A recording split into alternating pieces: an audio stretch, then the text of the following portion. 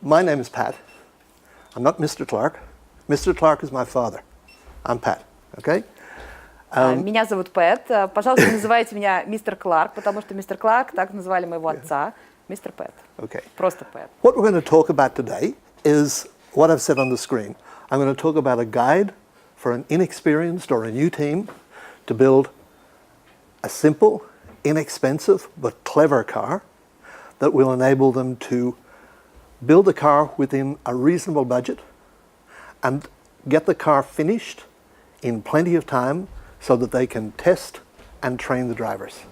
Мы с вами поговорим сегодня о том, как уже нам Александр Викторович помог понять, что как команда, формула-студент, либо новая команда начинающая, либо сделавшая уже какие-то первые шаги, как она может в ограниченное время, на ограниченный бюджет построить хороший автомобиль, хороший болид и, соответственно, все моменты, тонкости. Yeah. Okay, one thing that we have to get straight right up front, this is very important, Formula Student is not a motorsport event.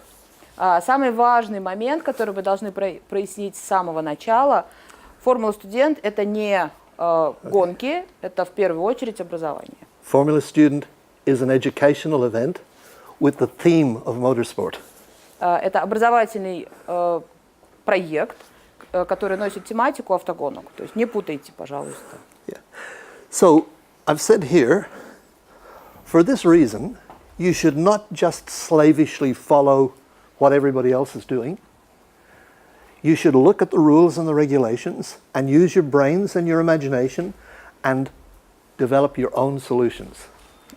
И как говорит в одном из пунктов, пожалуйста, не следуйте рабские тенденциям, которые имеются в мотоспорте, в автогонках, а, пожалуйста, включите свой мозг, свою фантазию, свое воображение и придумайте что-то свое. At the end of this presentation, I'm going to show you some ideas that are very different to what you see as a Formula Student. В конце этой презентации я бы хотела показать вам некоторые идеи, которые вам покажутся необычными, как участниками Формулы Студент. And I promise that, especially with one of them, you're going to say, "Whoa, we could do that." Я могу вам пообещать, что, увидев одну из этих идей, вы скажете: ух ты, мы такое можем сделать. Okay, I've said here that a Formula Student team is usually formed when a group of students hear about it and they get involved and they decide, hey, yeah, we want to be in this, build a race car and go Formula One racing or whatever. Формула Студент, как правило, команда Формула Студент начинается с того, что единомышленники, студенты, как правило, собираются вместе и решают совместно построить гоночный болид. Now, always they underestimate the challenge. И часто, всегда, они недооценивают сложность задачи. And do you know why? Как вы думаете, почему? Because it's not what you don't know, it's what you don't know that you don't know. That's a difficult thing to probably translate. Not really. Yeah, okay. И дело здесь не столько в том, чего вы не знаете, а именно в том, чтобы признать, что есть что-то, что вы не знаете, и определить, что мы это не знаем. If I can make an example, let's say that the challenge is not to build a car, but to paint that wall. Если я бы взялся приводить пример, давайте представим, что задача не построить автомобиль, а, допустим, покрасить стену. Okay, what color? Какую машину? What color? Белую. What color? Голубая. Okay, so you're making a decision about what color. Okay, let's say we all agree and it's got to be painted green. Okay, you've now made a decision. But let's say that you don't know, firstly, that you could actually change the color of the wall. Если каждый из вас предложит свой цвет, мы можем рано или поздно договориться и, например, покрасить стену в зеленый. Or you don't know that a product called paint actually exists. Или вы, например, не знаете, что когда-нибудь стену можно снова перекрасить. Или вы не знаете, что какая-то особая краска существует. So how do you make a decision to paint it green? Как вы договоритесь о том, чтобы покрасить ее именно в зеленый? You're acting in ignorance, if that's the right word? Yeah. You're making decisions based on a lack of knowledge and understanding. И в формуле студент часто очень приходится принимать решения, чего-то не зная, так называемом вакууме знаний. Yeah. Это нормально. That's a simplistic example. But the point that I'm trying to make is how can you design a car if you don't really understand what you're trying to do? Смысл такого примера, и, соответственно, его переносим на формулу студент. То есть как вы собираетесь построить болид, если вы точно, детально не знаете, что именно вы хотите сделать? Okay, so instead of the first decision being, oh, what engine or will we have monocoque or space frame? Not those decisions. You should come right back down to basic bottom principles. И начинать принимать решения лучше не с вопросов, какой двигатель выбрать, сделать ли это рамой или монокок, а лучше спуститься до самых-самых простых решений. So I'll now ask a question. What have you been asked to do? The basic first principles. What have you been asked to do? Я сейчас задам вопрос. Подумайте и постарайтесь ответить. То есть, что самое простое вас попросили сделать? We're now going to talk about where you should start thinking. You have been asked to take a mass of about 300 kilograms, car and driver, from here, all the way around the track, back to here, using only the forces that you can generate at the tire contact patches. По сути, если хорошо подумать, то вам для участия в гонках требуется взять массу автомобиля и пилота, примерно 300 килограмм, разогнать ее до определенной, соответственно, максимальной, какой можно, скорость, из этой точки вокруг трека и вернуться в эту же точку. Do you agree with that? Do you accept that? Пэт спрашивает, согласитесь ли вы с тем, что именно с этого стоит начинать понимание, что же такое формула студента. Do you accept that? Is that right? I think they do. Yeah, okay. Now, all the forces, lateral and longitudinal forces and vertical forces, x, y, z coordinates, all act through the center of gravity. И все силы, действующие на автомобиль, они будут концентрироваться в центре масс, соответственно. No, that's okay. That's nothing. Да, то есть что-то на экране не всегда будет связано. We're not following the slides. This is just, you know. Пэт говорит, что мы не будем точно следовать презентации, он в процессе решает, о чем говорить. So the forces act on the center of gravity, but they react at the contact patches on the ground.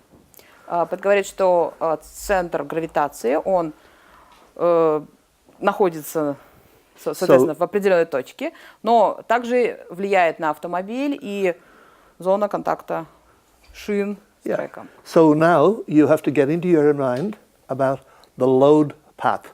How does the force get from the center of gravity to the road? И теперь, если хорошо подумать, то есть нам нужно решить задачу, то есть как центр масс будет двигаться.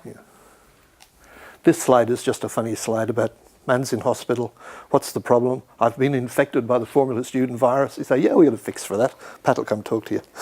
То есть вот этот слайд, он шутливо передает как раз увлечение некоторых команд самой идеей именно гонок. То есть не конструированного болида, а именно гонок. So when you set out on this formula student thing, you're on a project that's going to enhance your education. It means that the bait put on the hook by the organizers has been accepted by you, and we've caught you, but they have what's called an ulterior motive. Как раз вот эта тематика автогонок, она создана для того, чтобы заинтересовать студентов и, соответственно, судьи и организаторы формулы студент имеют скрытые мотивы. И если вы заинтересовались формулой студия, значит, вы проглотили наживку, и идея удалась. Okay. Why the competition started was that 30 years ago, industry complained that the graduates from university were very strong on theory, but they had no practical experience, and so we needed a practical challenge to teach them. That's where it came from.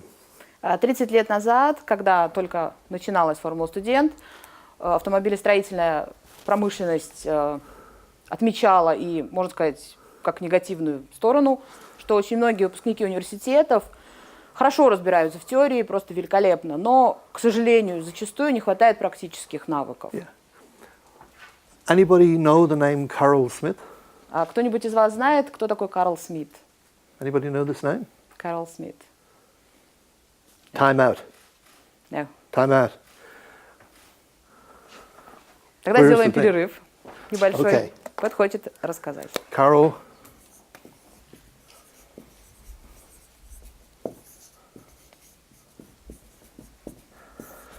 Carl Smith was a great engineer and a technical author, and he has written a series of books called the To Win series. Карл Смит – это один из известных инженеров, и он является автором очень многих произведений, книг, точнее, по как раз Which the team should have автомобилестроению, который называется «Чтобы выиграть». and should read.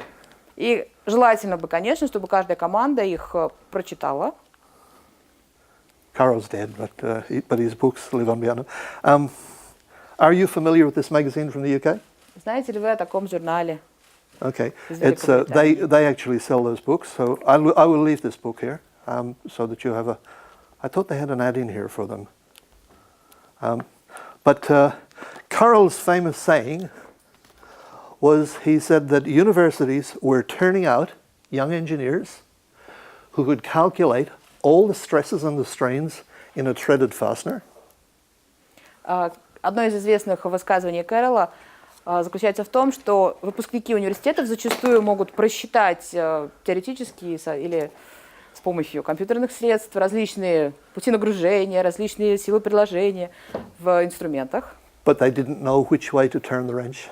Но они, к сожалению, часто могут не знать, например, в какую сторону что закрутить. I understand. So we want to teach you how to turn the wrench. И, соответственно, цель формулы студент – научить студентов именно в какую сторону что крутить. That's what Formula Student is all about. Now, if the motorsport becomes more important in the team than the education, it all goes wrong. It fails. Соответственно, в этом основная идея формулы студента заключается, то есть практические навыки.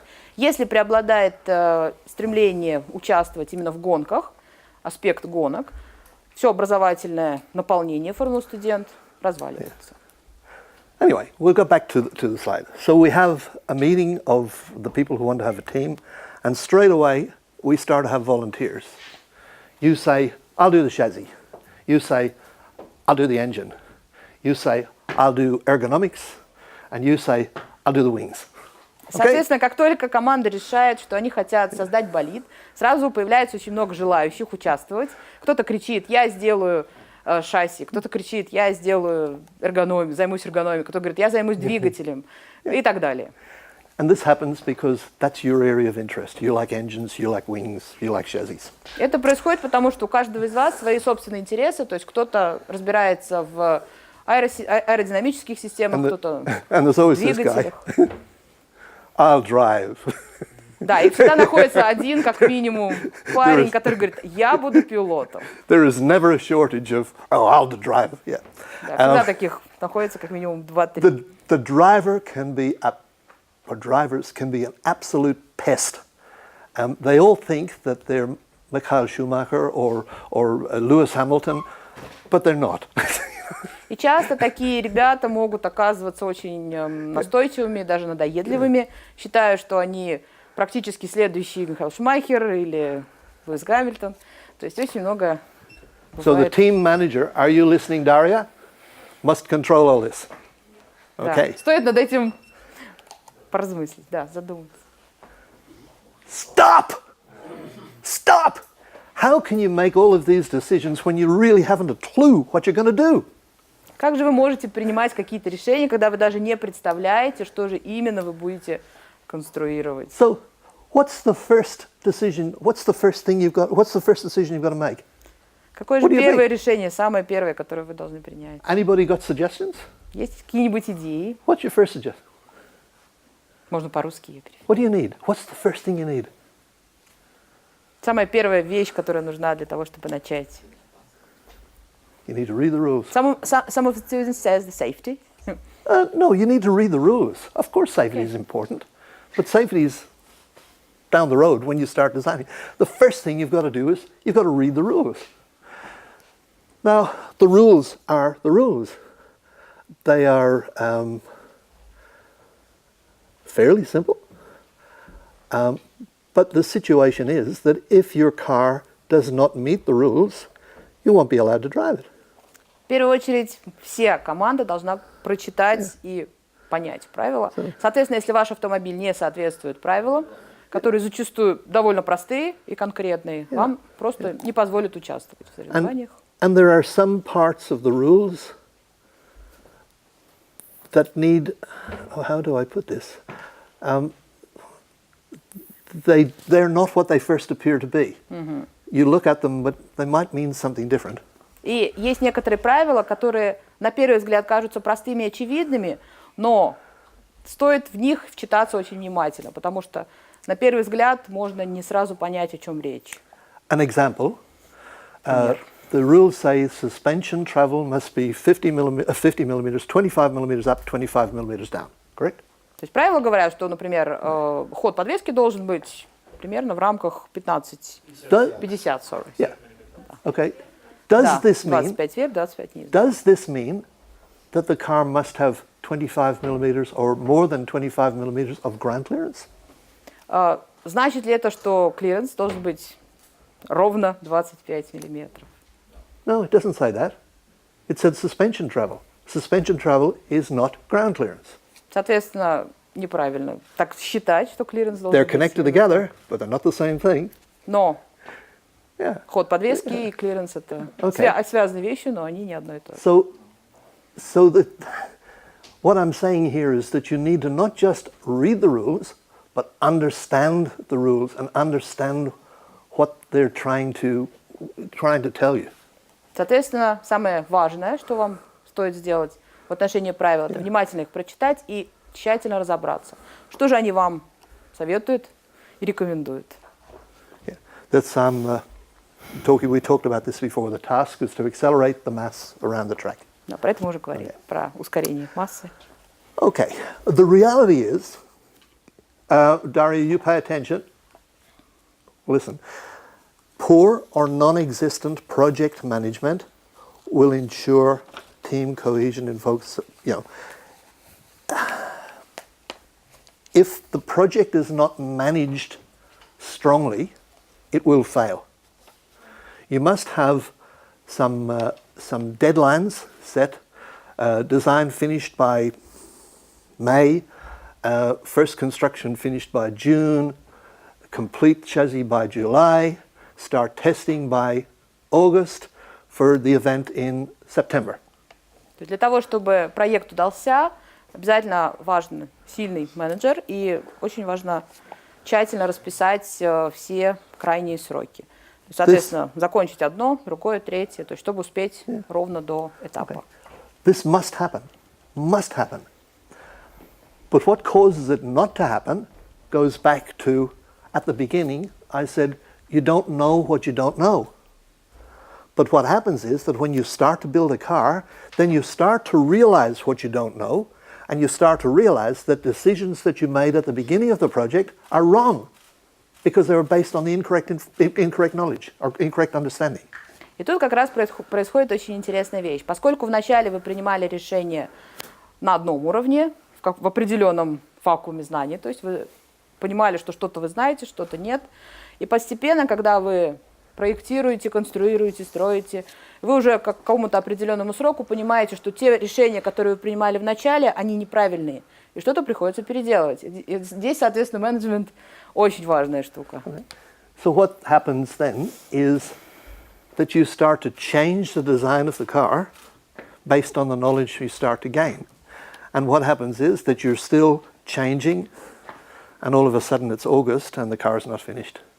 И происходит следующее, что как только вы осознали, что вы изначально принимали неправильное решение, вы начинаете менять конструкцию. Вот уже август, через месяц этап, а машина до сих пор не собрана. Okay, so Miss Daria, you must assure this does not happen. Даша, надо стараться, чтобы такого не происходило. You're the manager? Yes. Okay, this does not happen. This is you. Да, то есть такого не должно происходить. Democracy sounds like a great idea. То есть демократия, казалось бы, в команде, в управлении командой, звучит неплохо. In this sort of project it doesn't work. Но в таких проектах не работает демократия. So you don't model your management style on democracy. There are some famous people in the history of Russia that will show you how to manage it. То есть, если, no names needed. То есть если построить проект чисто на демократии, когда каждый высказывает свое мнение, обсуждается, все решается, то есть не работает. Менеджер дает четкие установки, четкие сроки, и команда, если хочет добиться успеха, она обязана уложиться. You understand the word dictator? Да, диктатор, прекрасное слово для этого. I think this central position of your lesson.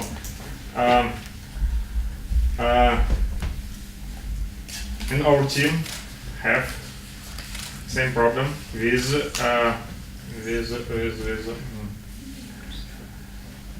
как сказать вообще, с пониманием того, кто главный и кто имеет право.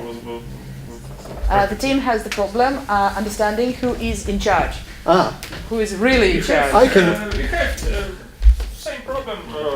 This person say, I am central figure. I am worked with wheel machine. Or after one day, this person say, I am central person. I am driver. And why not? I've heard all this before. We have same problem, central problem. If you do not have strong management, your performance will be mediocre. In other words, not great. Every successful team that I have seen always had a strong and respected team leader.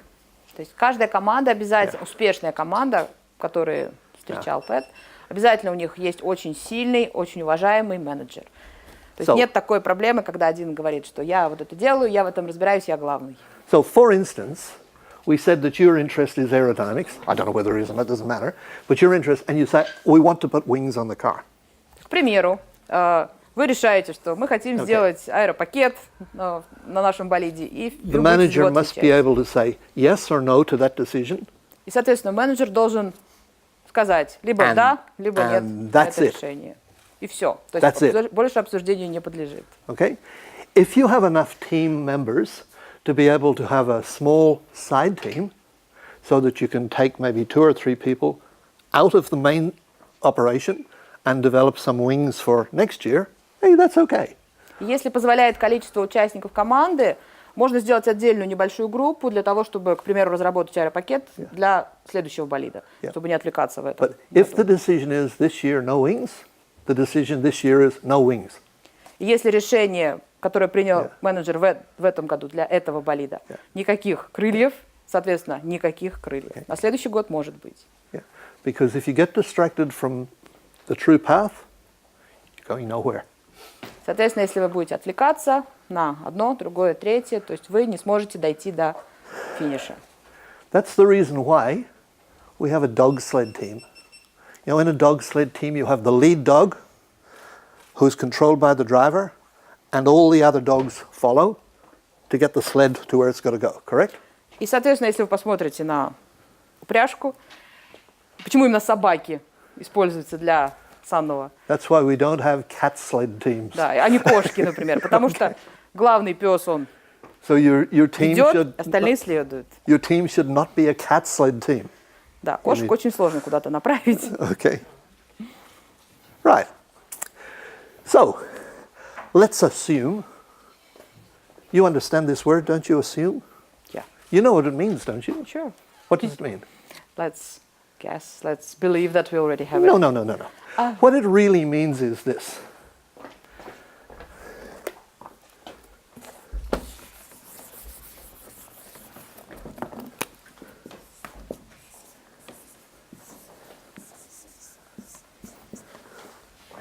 It makes an ass out of you and me. Okay? You don't Okay. assume anything. Тут Пэт немножко попытался объяснить. Давайте предположим, что у нас, он дальше будет говорить про то, что у нас все идеально, но он говорит, что это очень опасно предполагать, что у нас все идеально. Лучше в обратную сторону предполагать. Okay, so we're going to assume, firstly, that suitable funding has been, so you've got money, and that's Да, critical. представим, что у нас есть денег столько, сколько нам нужно. Okay, that you have a workshop and the equipment to build the car, Да, что у нас есть лаборатория, есть мастерские, где мы можем строить автомобиль. that you have a realistic budget to build a car and do some tests and to go to the event. То есть у вас все рассчитано, и бюджет, и сроки, и все So- остальное, чтобы успеть поучаствовать в этапе. So what's the first decision? So what's the first decision you're going to make? То есть какое первое решение следом? Okay. Funding. Okay. Money. Да. Теперь Must- поговорим про Must финансирование. have money. То есть без финансирования, ну понятно, я думаю, ничего не получится вообще. If Formula Student is to prepare you for the big bad life in industry after university, Если вы немножко задумаетесь, то формула студента, она готовит выпускников к дальнейшей реальной жизни после университета. И, соответственно, Пэт дальше хочет сказать, что все будет еще сложнее. with any project that you do in the world, any project, you must have funding. И, соответственно, если вы дальше в жизни соберетесь заниматься каким-то проектом, вам обязательно нужно будет финансирование. Okay. So that's part of the task is given that to the team. So you have to raise some money. И, соответственно, одной из задач вашей будет являться фандрайзинг. Now, it's usual that some money comes from the university because the university understand that Formula Student is enhancing the educational experience that the university is providing. С одной стороны, университеты часто спонсируют команды, потому что они понимают, что это повышение уровня вашего образования. Okay. But it's never enough. Но обычно такого финансирования не хватает. Okay. So it's important that the team have a marketing arm to be able to sell the project to potential sponsors. И было бы очень неплохо, если бы у команды был какой-нибудь маркетинговый инструмент, чтобы была возможность продать проект потенциальному спонсору. Okay. For this reason, I would recommend to you that you do not use the word motorsport or racing in any promotional activity that you do. И, соответственно, каждый раз, когда вы продвигаете свой проект, обращаетесь, например, к спонсорам, пожалуйста, не употребляйте слова автогонки, болид. The reason I say that is that every marketing manager in the world gets letters every day from somebody that says, "Dear sir, please give me money to spend on my race car." Потому что в большинстве крупных компаний практически каждый день поступает очень много писем с просьбами выделить денег на постройку гоночного автомобиля. You know what happens? И знаете, что происходит с такими письмами? Okay. Now, Да, их выбрасывают. if, however, you say, "Dear sir, I represent a university engineering team competing in an international engineering competition as part of our education. Can you please help us?" А вот если вы придете к спонсору и скажете, что мы являемся представителями такого-то университета, мы хотим участвовать или уже участвуем в международных инженерных соревнованиях, не могли бы вы оказать нам помощь? This is a different thing. Да, это совершенно другая вещь. And remember that it might be that that company could get a concession from the taxation department for helping with the education of students. И также в этом случае стоит помнить о том, что, возможно, этой компании удастся получить налоговые послабления, в этом случае, если они будут спонсировать студенческий проект. Okay, so you've got to be smart about this. Да, то есть прежде чем идти к спонсорам, стоит хорошо подумать, с какой позиции подойти. Right, okay. Assuming, so sponsorship comes in three ways. So you can have cash, money. Спонсорская помощь, соответственно, может быть в нескольких видах. Это деньги, or services, какие-то услуги, помощь. A company will do something for you, or goods, where they may give you tires or give you material, tube or Да, или whatever. какие-то товары, материалы, соответственно, покрышки, Yeah. еще Or что-то, give you, детали. give you the opportunity to buy stuff at special low prices. Да, либо могут предоставить им какие-то специальные скидки, которые далеко не всем доступны. All those things are important, but you got to have cash. Literally, you must have a fund of some money to start. And I'll tell you this, every team in the world, including the huge teams out of Germany or Austria or Switzerland, Zurich or Stuttgart or Delft, they all started off with no money. И, соответственно, если вы хотите что-то вообще начать, то есть деньги все же нужны. То есть это самый важный момент. И любые известные команды, которые вы, возможно, знаете, они тоже начинали с практически полного отсутствия денег. Small amount of money from the university to get started, but then they were able to market themselves to companies. And how they do this is they explain to the company the expertise that they're learning and maybe offer that expertise to the company as maybe a potential employer for them in the future. И как они умудрились добиться большего финансирования от компании, это один из вариантов. Это предлагать идею, что в процессе создания болида они учатся определенным навыкам, и дальше компания, возможно, может пользоваться их услугами в этой сфере. I can't emphasize that though. You need money.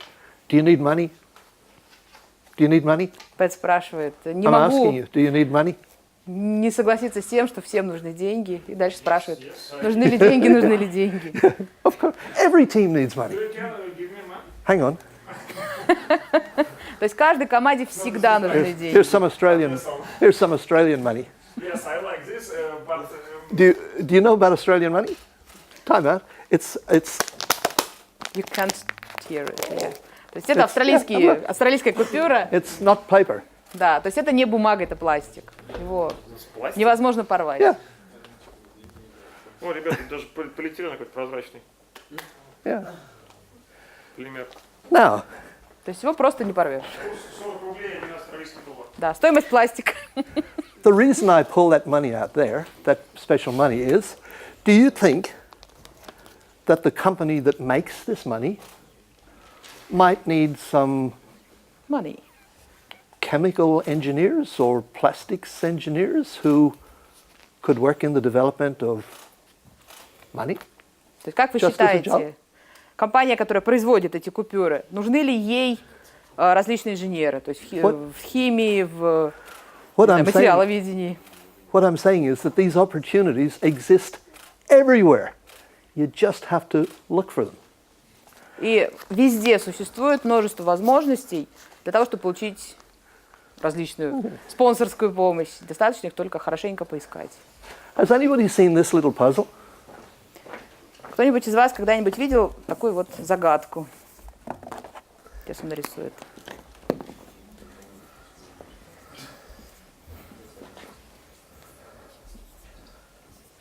And you have to join the dots. Have you seen this puzzle?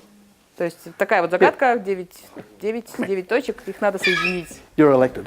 Okay, what I want him to do is I want you to start off and I want you to join.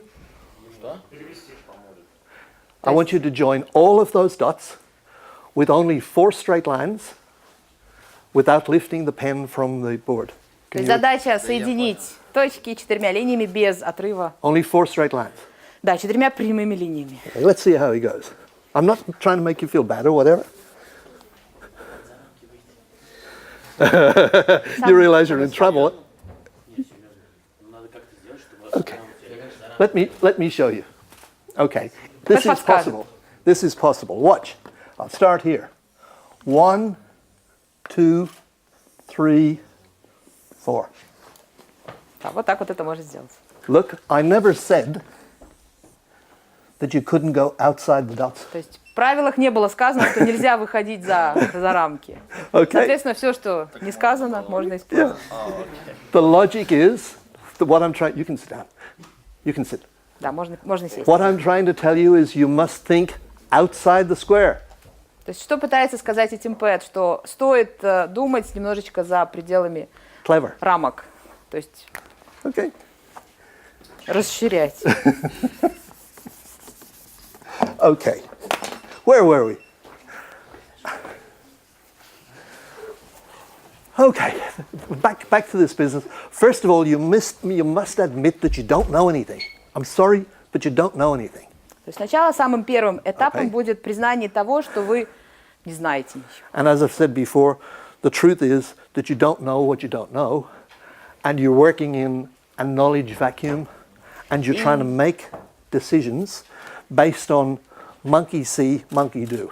И чаще всего любая команда формула студент действует в условиях, как мы уже слышали, в вакууме знаний, и часто получается, что обезьяна видит, обезьяна повторяет, то есть не понимая почему. Who is the responsible person for suspension in your team? Кто в вашей команде отвечает за подвеску? You. Okay. You speak English? Говорите No. по-английски? Okay. So you're the suspension designer. Does your car use bell cranks? What use? Rockers might be easier. Использовали ли вы в подвеске роторы? Да, коромысла, роторы. Why? Почему? По-русски. Because race car? Потому что это говорится. But why does your car use rockers? Не хватает длины амортизаторов. What's he saying? He says that the dampers length is not enough. Yeah. No. His name is Yeah. Adrian. Hello. He's, Pleased to meet you. designer of, Yeah. of Okay. suspension. Draw me a quick picture of how your suspension works. Нарисуй передний рычаг, передние рычаги верхний, нижний, анкл, Wheel. и Yeah. Yeah. цвел. Yeah. I understand. I know what you're saying. Yeah. Push rod. Покажи амортизатор, а чем ты используешь пушрод? Пушрод стягу на коромысло. Oh, okay. So it's pull rod. Yeah, that's okay. Yeah. Okay. It's pull rod. Yeah. Okay. I understand. Why is this here? Почему оно там? Зачем оно там? Not so fast. Not so fast. Рассказывай, почему? Длина, 6 длин. Хватает у нас, чтобы прямо поставить, или наоборот. We have a very short damper. Yes. Very short damper. And this measure is not enough. complete for this measure. Okay. I can understand. What I'm trying to ask or trying to tell you though is that where did you learn or what made you think that you had to have rockers or bell cranks? Call them what you Откуда вы узнали, что вам нужна вот именно вот такая вот конструкция? Could you Как look вы at поняли, pictures? что она вам нужна? Спокойно, отвечай, как делать. Материал, картинки, формула студент, автоспорт. So because Пример. So he watched different examples from different teams, probably. so because different other projects. people did it, that makes it right. То есть вы ориентировались на то, что делали другие люди, и просто применяли. Monkey see, monkey do. То есть это, в принципе, обезьянка видит, обезьянка делает. You ask. About suspension of Monash. Yeah. Do you Okay. know Monash? Monash. Команда Monash. Monash GF4. Это, GF4. Передняя, как у нее построена подвеска, помнишь? Команда Monash. сейчас помню. Это австралийская команда, и так кто знает, в общем-то, и Дмитрий очень часто. Кто помнит, нет? Гидравлик. Гидравлический амортизатор, да. Он без коромысла вообще, то есть там прямое соединение рычага.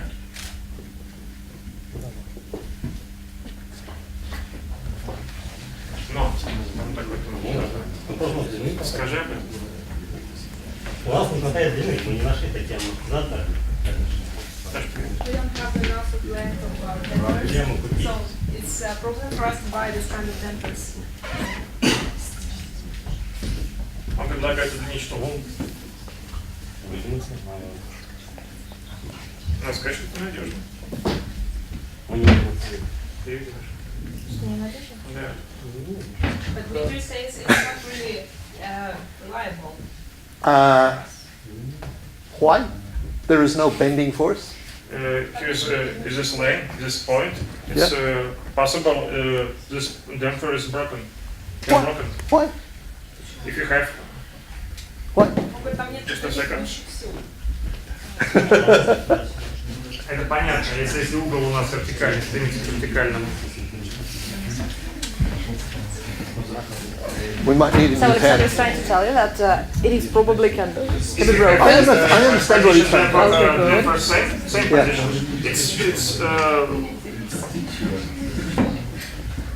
It's very good position. Yeah. But if we have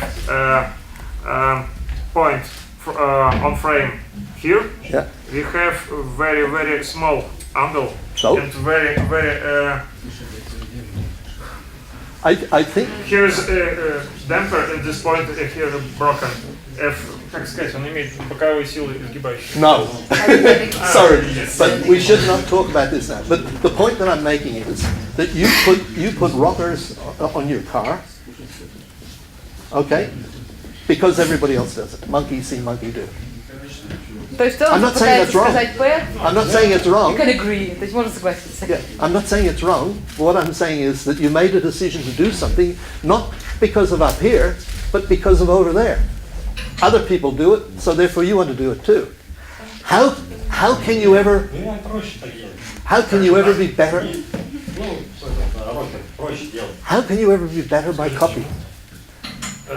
He think about It's easier to make it this way for us. Yeah, look, I'm not saying it's wrong. Don't get me. I'm not saying it's wrong, but you didn't make the point I'm making is that То есть вы проверяли просто, как делают другие команды, и просто решили немножко подобное сделать. you didn't make the decision based on your imagination or your intelligence. You made the decision based on what other people do. То есть говорит о том, что вы приняли решение, вы же все-таки, да, ориентировались на других. We're trying То to есть он teach you. пытается, да. We're trying to teach you to be engineers with imagination and intelligence and okay. How about this for just while we're talking about? How about this for a solution? Would it be possible to do this? but I will show tomorrow to you our problem with damper. We have a broken stock. Okay, we'll talk about that. Yeah, but I will something show completely you different. tomorrow. Let's have a look at the chassis. Okay, wheels, bottom control arm. Okay, and the top control arm is in fact a leaf spring that's carried between rockers, and this flexes. You only have to go up 25 and down 25, so it doesn't go very far. So you could have a part of this. Yeah. So you have a Прямо на кол. yeah. So but it flexes. This is your spring. I mean, you need a damper, but the point I'm making is that there are 1,000 answers. This point on the knuckle. Yes? Yeah. But there are 1,000 answers. Okay, look, Пойдем сядем. we can talk about this type of stuff when we get down and have a look at the car Да, то есть later on. можно But here- подробнее это обсудить, когда уже The point I'm making is, please don't just do things because everybody else does it. That doesn't necessarily mean it's right. То есть, пожалуйста, просто не делайте, как некоторые команды делают, полностью копируют чье-то решение, до конца не разбираясь, почему именно так. Ну, у нас немножко другой случай, мы разбираемся, почему у нас так. The reason why real race cars like Formula 3 or Formula 2 use bell cranks is in order to enable the car to be adjusted very quickly between wet and dry conditions. То есть часто в профессиональных гонках используются специальные конструкции, я не буду переводить дословно все вот эти термины автомобиля, вы все не знаете. Для чего? Для того, чтобы на коромыслах с помощью этих пушотов настраивать подвеску в соответствии с погодными условиями. Да, чтобы быстро переходить от сухого трека. То с помощью пушотов перестраивает на коромысле и засушивает подвеску, она становится с новым ходом. Вот о чем он говорит. So then, you just explained to them why? Yeah. Okay. The terms. So a decision made by a Formula 3 manufacturer to do something, but then the Formula student looks at the Formula 3 car and says, oh, so you've got to have bell cranks. And they put it on a Formula student car. But there is no need. И часто команда Формула Студент смотрят на то, что делают в профессиональных мотогонках или автогонках, и просто копируют решение, но в Формуле Студент, допустим, даже нет надобности в таком решении. Okay. То есть зря. This is an important slide.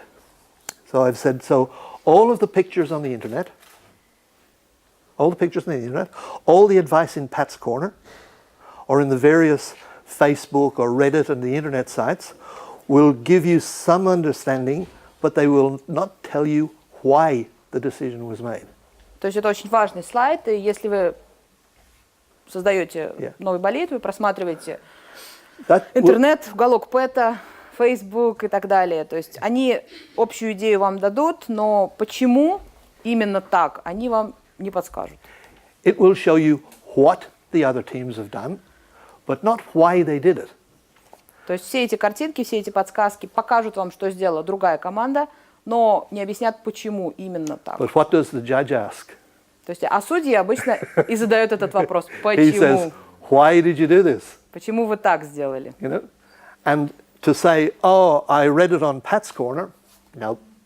И давать ответ, что я прочитал это в уголке Пэта, то есть у него у Пэта есть страничка, где он помогает командам.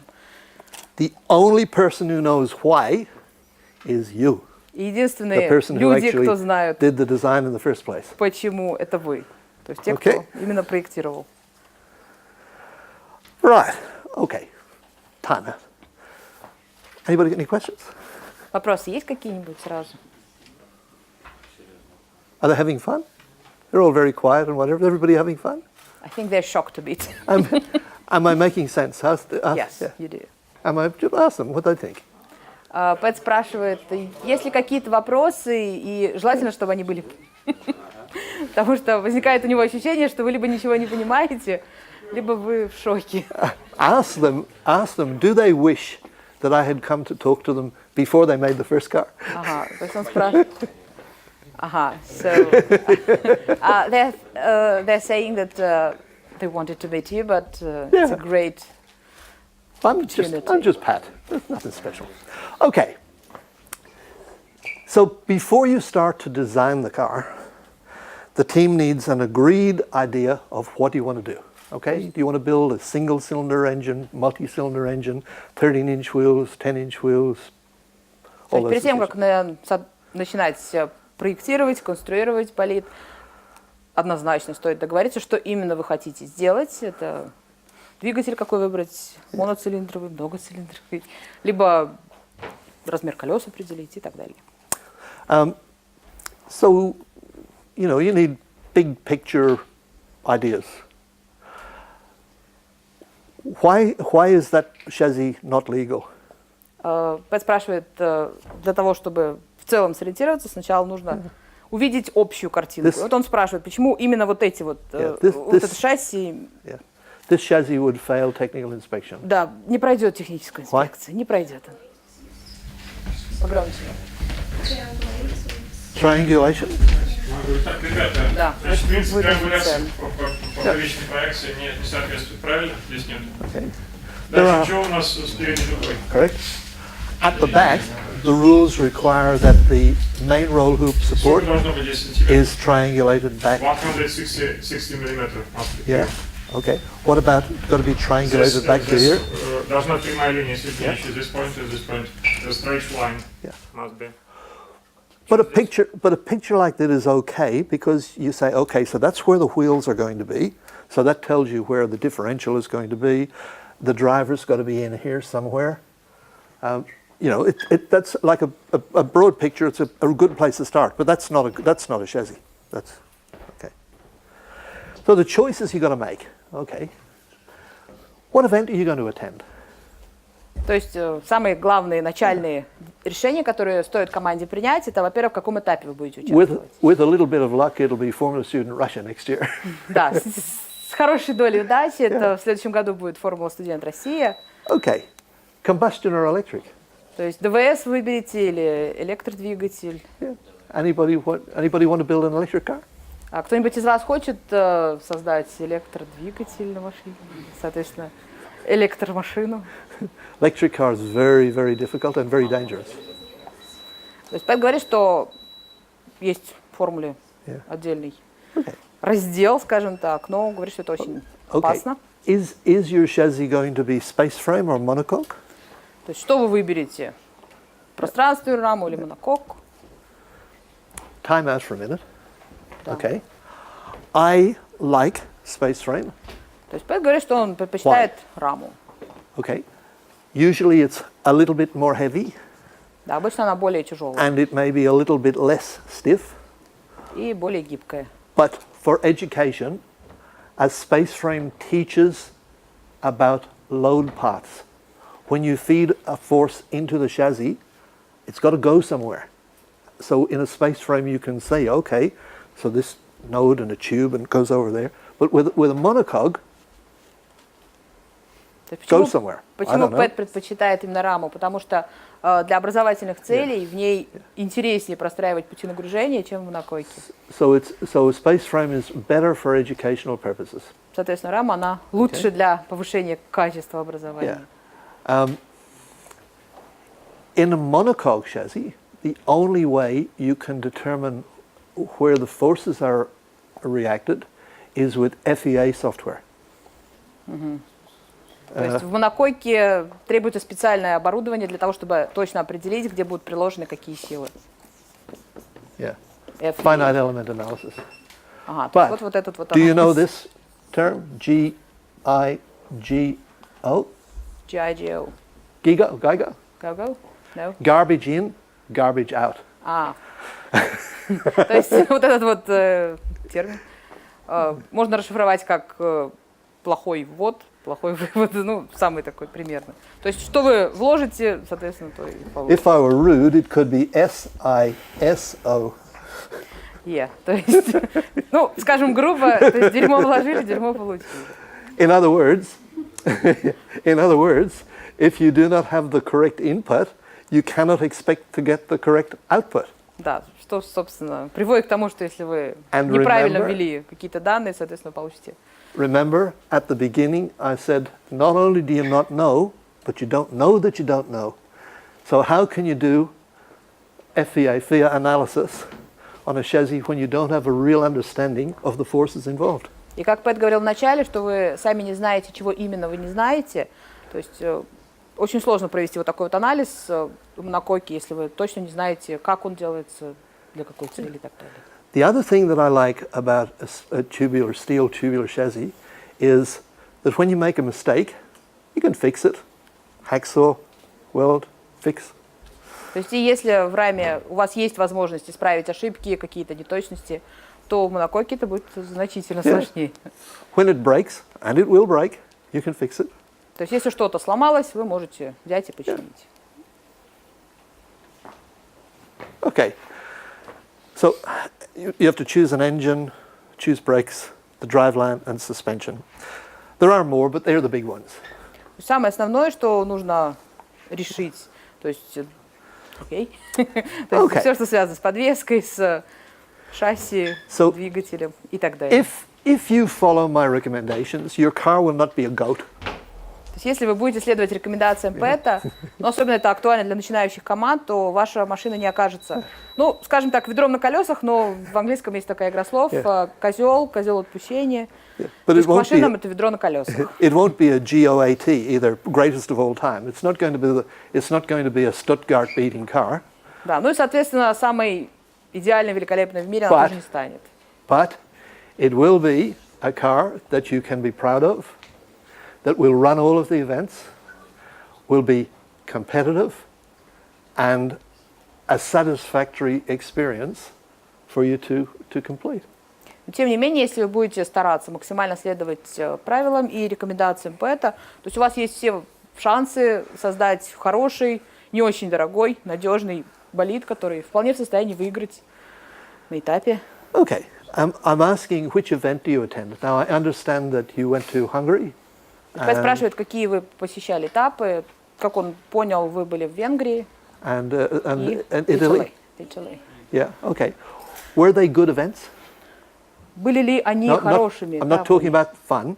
I mean, they're Да, all с точки fun зрения events. именно понравилось ли вам, то есть But с точки зрения организации. from a business-like perspective and an educational perspective, were they good events? The answer is no. Hungary last year, yes, and we liked it, so because we learned a lot of new facts and we met some new teams. Oh, yeah, no, yeah, that's not what I'm talking about. That's great, but what I'm talking about is, was the quality of the judging in Hungary good? Пэт спрашивает, было ли хорошим, был ли высоким уровень судейской Was the работы? organization of the event in Hungary good? Была ли хорошая организация? No. Why? Because these are just little events. Like there are two levels of events. You've got the senior important events, FSUK, FSAE in the US, Formula Student Germany. And then you've got these little spin-off events where the teams think, oh, this might be a good idea. So we'll have East and Hungary and Austria and Czech Republic and Holland. And so the quality of the judges is poor. Time after time we see situations where the judges are no more experienced than the students because they were students last year. И как вы уже поняли, что есть более значимые этапы и более такие локальные этапы. Собственно, вот в Венгрии как раз более компактные. И, соответственно, на таких более компактных этапах чуть хуже уровень судейства, потому что сами судьи буквально только вчера были студентами и тоже каких-то моментов могут не знать. Yeah. I'll give you an example. You can have a judge who likes wings. То есть у вас может попасться судья, которому очень нравится аэродинамические пакеты. Because his car last year had wings and he designed them. Да, потому что в прошлом году он как раз And you bring a car and you don't have wings, so he marks you down. И, соответственно, если он видит на других машинах полное отсутствие аэродинамики, он просто их отстраняет. The correct approach. Have I hit a bullseye? Have I scored? Yes. Have I? Oh, okay. This happened, did it? I don't know. Did this happen? Пэт спрашивает, случалось ли с вами такое, что вы вроде бы все хорошо сделали, но судья вас почему-то засудил, дал недостаточно баллов просто по непонятной причине? Yeah. This year we have this same situation. This did happen. With, okay. Some judge asked me why you haven't airfly, rear airfly. I asked this judge why. But I understand. The correct question from the judge should have been like this: I see you do not have an aero package. Please justify this to me. То есть правильный вопрос судьи должен был быть примерно таким. То есть я вижу, что у вас нет аэродинамических пакетов, объясните почему. Okay. Or I see you do have an aero package.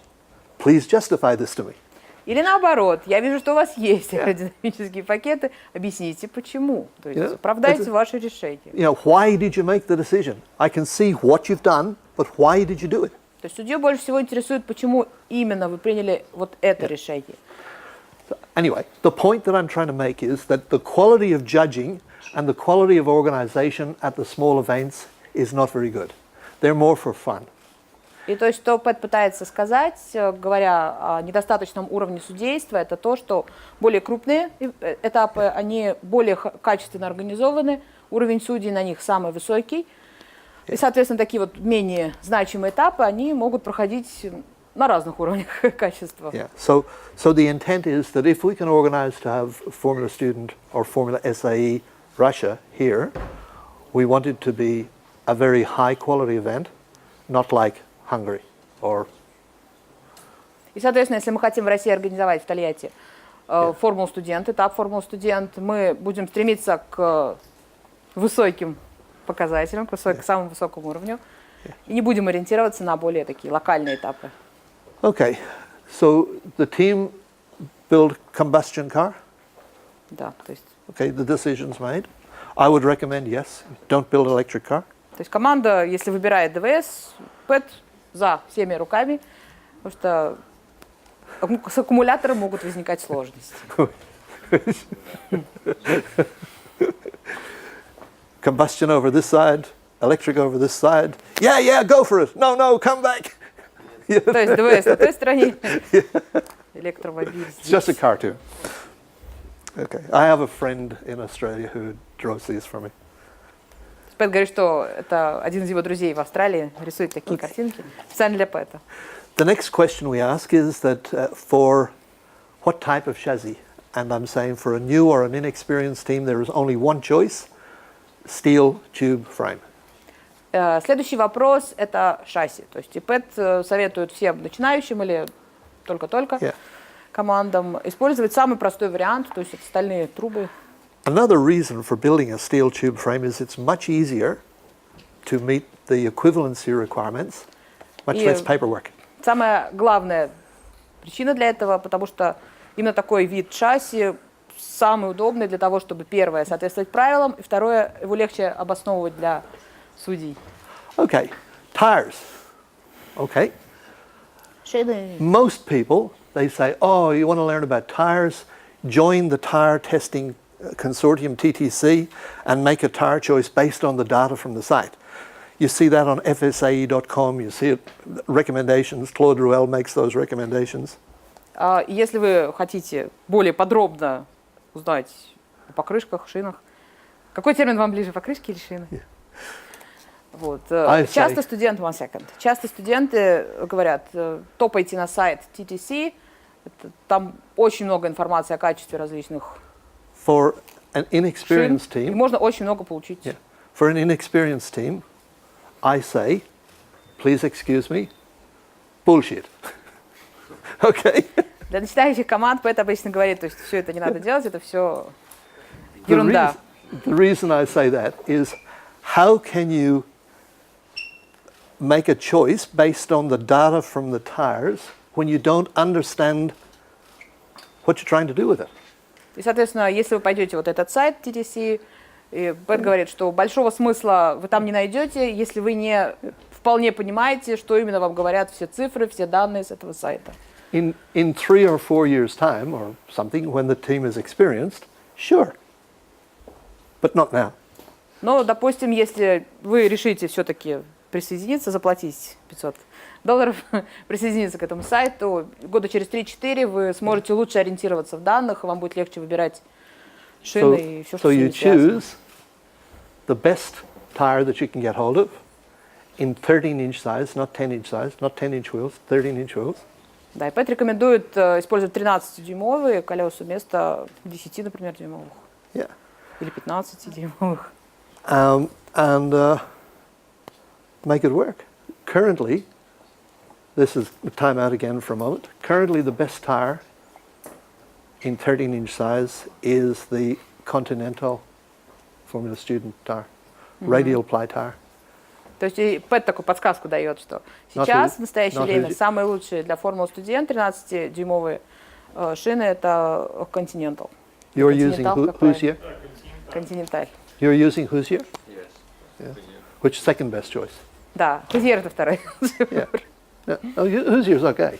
But they come from America, they're expensive, there are all sorts of reasons. Да, он говорит, что они дороже, потому что они из Америки. Yeah, so Why, by the way, why 13 inch and not 10? Кстати, вопрос. Почему 13 дюймов, почему не 10? Okay. Why do I recommend 13 inch and not 10? Почему он рекомендует 13 дюймов, а не 10? Anybody got? Снимать подвеску. Еще раз? Снимать Yeah. подвеску. Дмитрий. Дмитрий. Dmitry says it's best for the suspension cinematics. Oh yeah, Kinematics. yeah, absolutely. What about brakes? А что насчет, Brakes? а что насчет тормоза? However, now step away from the car, look outside the square. Remember the dots? Look outside the square. Пэт говорит, а если расширить точку зрения, то есть посмотреть за квадрат с точками, то есть The еще. team doesn't have enough money. Как правило, причина только в том, что у команды недостаточно денег. So where are you going to get tires to test? И где же вы собираетесь раздобыть шины, да, чтобы их So протестировать? 13-inch tires from Formula 3 cars or whatever, after they've been used once or twice, they're no longer competitive, but they're perfect to put on your car to train your drivers. То есть если вы возьмете формульные, уже бэушные шины, они там уже не пригодятся, они уже не годятся. А для формы студент подойдут This is what I превосходно. remember the 9 Другой вопрос, spots. где их взять. I think outside the square. Да, то есть Пэт рекомендует, если у вас очень ограниченный бюджет, почему бы не воспользоваться уже БУ материалами, которые вполне еще подойдут для формулы студента. What's the best engine? Какой лучший двигатель? На ваш взгляд. Выбор двигателя. There is no best engine. Пэт говорит, что нету лучшего двигателя. Alexander was amazed last night. Alex, can you explain to them about 7% maximum throttle we talked about last night? Да, Пэт говорит, что с Александром Викторовичем они Yeah. вчера вечером общались на эту тему. И, возможно, Александр Викторович что-то захочет. It was a surprise that Пожалуйста. the cars only spend between 5 and 7% of the time at 100% throttle. То есть Пэт говорит о том, что Я вам... спрашивал вообще, вы когда выбираете двигатель, я сейчас просто сказал, что когда вы выбираете двигатель, как вы думаете, сколько времени от общего времени круга, time of lapse, Yeah. times of lap, вы используете полную мощность двигателя? Я ему ответил, но может быть 30%. My first answer, 30%. Yeah, 30%. Пэт мне сказал, что это неправильно. Я понизил, говорю, 15%, он говорит, нет, неправильно. Он сказал, что это 5 или 7% времени мы на трассе используем максимальную мощность двигателя, то есть пиковое его значение, там, где находится, если кто разбирается в этом, кривая вообще распределения крутящего момента в зависимости от частоты вращения. И вот именно в пиковой зоне работает двигатель не более 5% за весь круг. So amazing. So it is important, more important, that the engine is easy to drive than makes a lot of power. И, соответственно, гораздо важнее то, что двигатель дает маневренность, чем, например, мощность. То есть мощность здесь не важна. То есть, 5%. по прямой должна быть менее пиковая, кривая вообще, и должны быть двигатель тяговый во всех диапазонах, желательно передачи сделать так, чтобы они были тяговые без передачи. Или одну передачу использовать, но должна быть эластично на всем диапазоне работать. Because remember, the car is being driven by amateur drivers. We don't have Daniel Kivet on the team. То есть стоит помнить о том, что это все делается для того, чтобы пилоту, который часто просто обычный студент, у него нет опыта управления болидами, он, например, не Даниил Квят. Вот, то есть стоит об этом помнить. Easy to drive is important. То есть должно быть очень легко управлять. Okay. Переключение передачи, в том числе и потеря времени, поэтому лучше настраивать передачу. Так, чтобы одна для передачи использовались во время цикла. Okay. Of course, the engine must have this restrictor. То есть обязательно должен быть рестриктор. Alexander, what Какого fuel do размера? you use? E85 or unleaded? Unleaded. 89. Yeah. 98. Oh, okay. So forget 19. So you have 20 millimeter restrictor. Да, то есть для нас 20-миллиметровый рестриктор. So with careful design, you can recover a lot of the energy lost through that restrictor. То есть через такой диаметр рестриктора достаточно быстро можно восстановить потерянную мощность. На поворотах, я так понимаю, да? Или вообще Yeah, right now, I understand the team's using KTM monocylinder engine. То есть в настоящее время, как понимает Пэт, вы используете моноцилиндровый, да? That's correct. Yeah. Okay. What throttle body are you using? Какой, я так понимаю, заслонку, да, дроссельную заслонку используете? Just standard? Стандартную? Pardon? Renault. Oh, Renault Logan, yeah. What size Renault Logan? А какого размера? Там, по-моему, 30, по-моему, 35, да? Вот. 54. 54, да? 54. 54. 54. 54. 54 millimeters. Okay, so you've got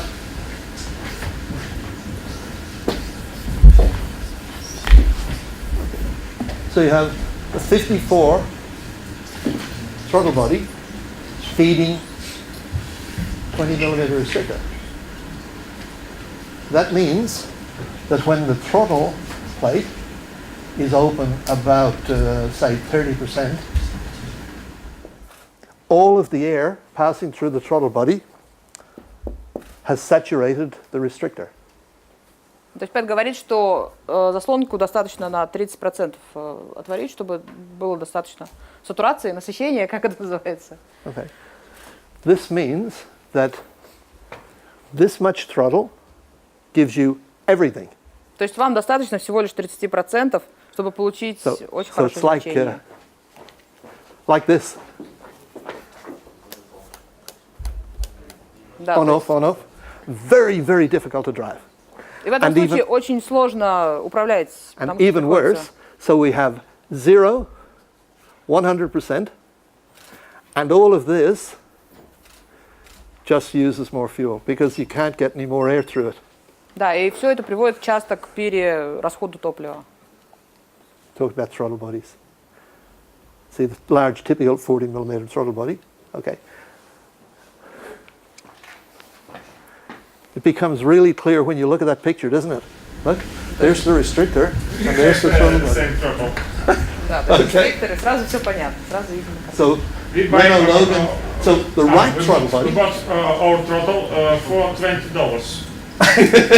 but that's It's first and central reasons. the throttle body that you want. Should be about, if this is 20 millimeters, okay, the throttle body should be a little bit bigger because you have the restriction of the shaft and the butterfly. So maybe 28 millimeters. Where do you get 28 millimeter throttle body? Answer, Yamaha 125 motorcycle, Honda 125 motorcycle. То есть, чтобы получить достаточный размер, диаметр, чтобы было свободно. Yeah. То есть можно использовать двигатели и дроссельные заслонки с мотоциклов. Or you could make it. Или можете You can make создать его. But this Создать makes most свое. of the drivability problems, like the difficult to drive problems that we see with monocylinder engines, comes from this issue here. То есть часто бывает, что проблемы с управлением возникают как раз вот по этой причине. То Okay. есть одноцилиндровые двигатели и вот такая вот штука. I'm just talking about, you know about this. You know how to make a restrictor. You know about that.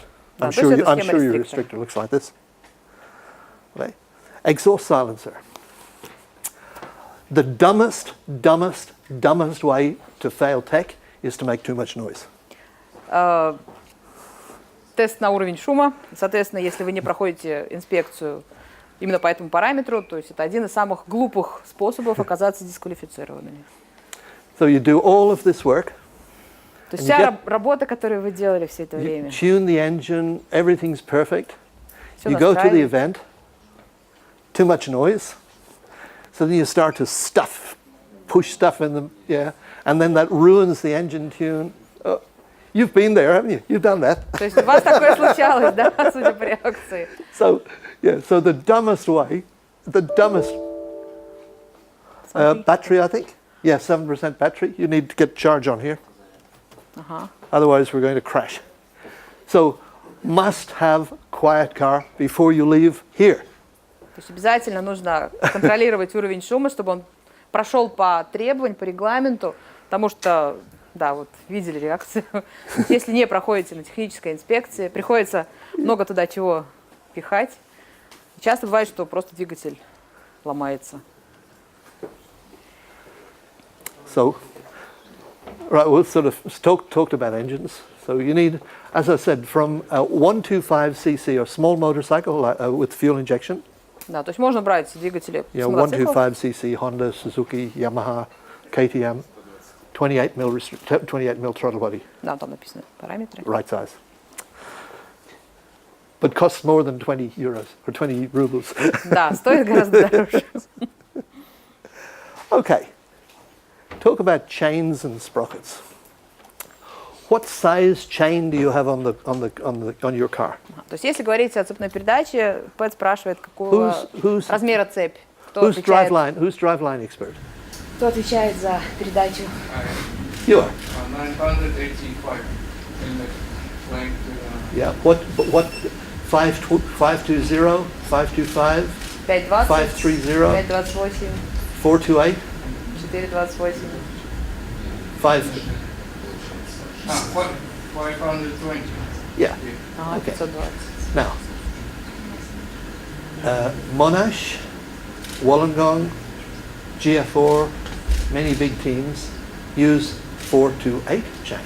То есть очень многие команды, топовые команды используют меньше 428. No, not cheap, because good chain costs expensive. But, yeah, 428 or half-inch pitch. It weighs only 2/3, and it's smaller, so the rotational inertia is much lower. То есть цепь она меньше, и, соответственно, момент A ротации, sprocket инерции for the тоже same меньше. number of teeth, the sprocket is smaller. Соответственно, да, звездочки тоже меньше. The best 428 has a tensile strength of 33 kilonewtons, compared with the best 520 chain of 38 kilonewtons. Ну, соответственно, сравнение прочности. It's not as strong, but it's still very strong. Here, you can see this is the best exclusive racing 520 is in pounds or 39.7, and the best 33 for 420. So if you use 428 chain, you take maybe 2 or 3 kilos out of the weight of the car. То есть 428 цепь, она легче, и она весит где-то 2/3 от 520. The rotational inertia is reduced. Да, и, соответственно, инерция вращения, она снижается. Где-то 2-3 килограмма можно за счет ее убрать. This we're talking about how heavy is their car? Сколько весит ваша машина? Okay, for monocylinder car, that is about 40 kilograms too heavy, maybe 50 kilograms too heavy. То есть для одноцилиндровой это где-то 40 килограмм слишком много. Monocylinder car should be less than 180. То есть ваша машина желательно бы So how 190 где-то вот. are you going to 180. reduce the weight without sacrificing reliability? То есть как снизить вес без больших жертв? Это один из способов. There's 2 or 3 kilograms. То есть вот уже 2 килограмма где-то или Just 3. there. Уже минус. Okay.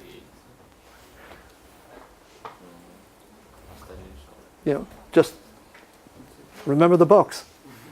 Да, Okay. помните точечки Remember the box. и границы точечек. 1, 2, 3, 4, 5, 6, 7, 8, 9. Remember the box. Outside the box. Okay. What differential are you using? Какой дифференциал используете? Ну, надо сказать, что используем самодельный на основе, ну или индивидуальный, так сказать, на основе базовых элементов. So our team uses self-made differential, made roughly based on our Lada cars. Yeah. We haven't money for dragster. Yeah, we don't really have that. Enough. Why would you buy a Drexler? 4,000 euros or something? Crazy. Drexler стоит около 4000 евро. Crazy. Зачем он вам? Okay. So is the differential limited slip differential or open differential? Какой используете дифференциал? We used self-locking. Yeah. Закрытый. So locking differential. Yeah. Okay. Right. So that's one option. As I said, you've got your choices. You can have a simple open differential, like Можно открыто an использовать. ordinary car. Problem with that, of course, is when you're going around a corner, it spins the wheels. A limited slip differential or self-locking differential, like a Torsen, a Quaife, or Drexler, or a limited slip differential sourced from a production vehicle or an ATV. One place they get differentials is center differential from Audi Quattro. Часто используют центральный дифференциал из Audi Quattro. That's Torsen, the middle differential in Audi Torsen's Quattro. So that, some teams use that and make a housing and whatever. But there's also the option of a spool. Да, еще можно использовать spool drive.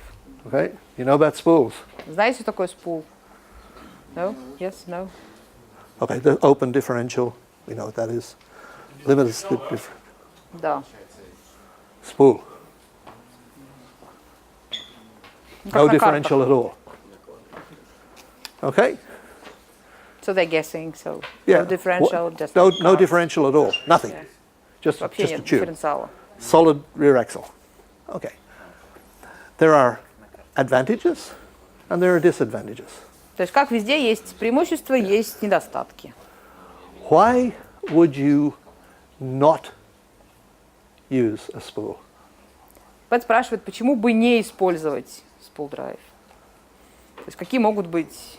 Do you Причины, think, почему do бы they, нет? do they think that the car would not be able to go around corners? Пэт спрашивает, если использовать вот такую конструкцию, как вы думаете, будет ли болид хорошо маневрировать на поворотах? They think yes. Okay. So they think it would be How does a fine. go-kart go around a corner? Тогда Пэт спрашивает, а как же карты поворачивают? Yes, it will be good in driving. So they think it will be fine. Spool. Вот он спул, привод. Now, big advantage, one rear disc brake, only one brake, То not есть two всего brakes. один тормоз. So Не нужно here, два. I've taken away, say from Drexler, I've taken away 3,990 euros. Да, убрал огромную стоимость. Если использовать spool could you drive, make this for можно 10 очень euros? много сэкономить. I've taken away one complete brake because you don't have two brakes, you only have one brake. Да, всего один тормоз. And I've taken away maybe 5 or 6 kilos, plus maybe another 3 or 4 kilos here.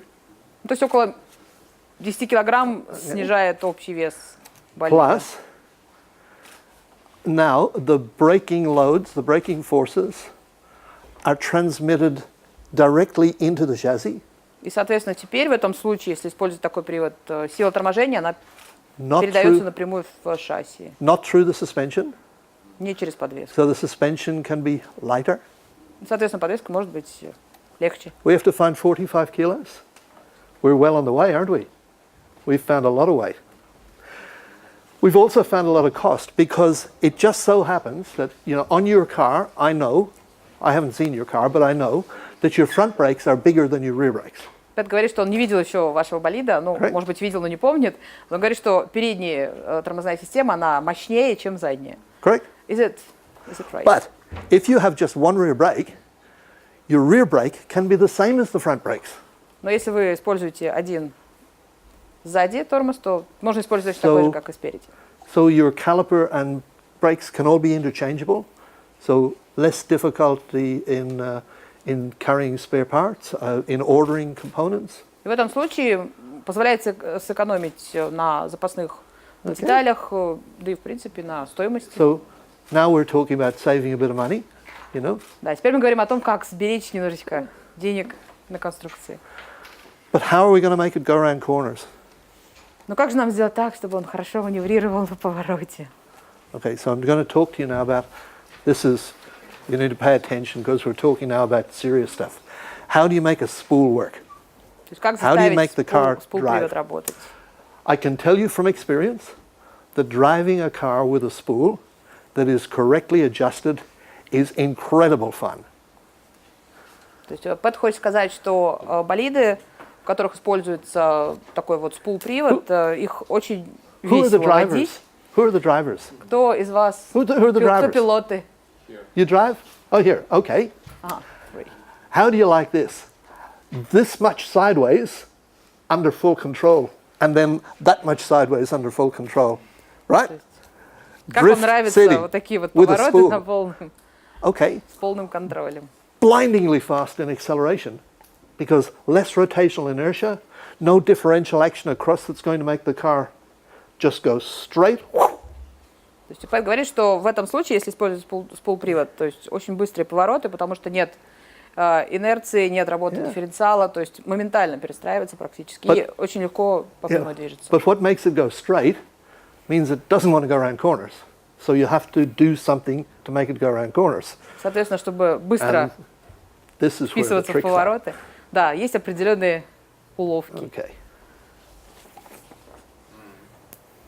То есть видите, да, что приподнимается? How did that happen? Спрашивают, как такое может происходить? How does that happen?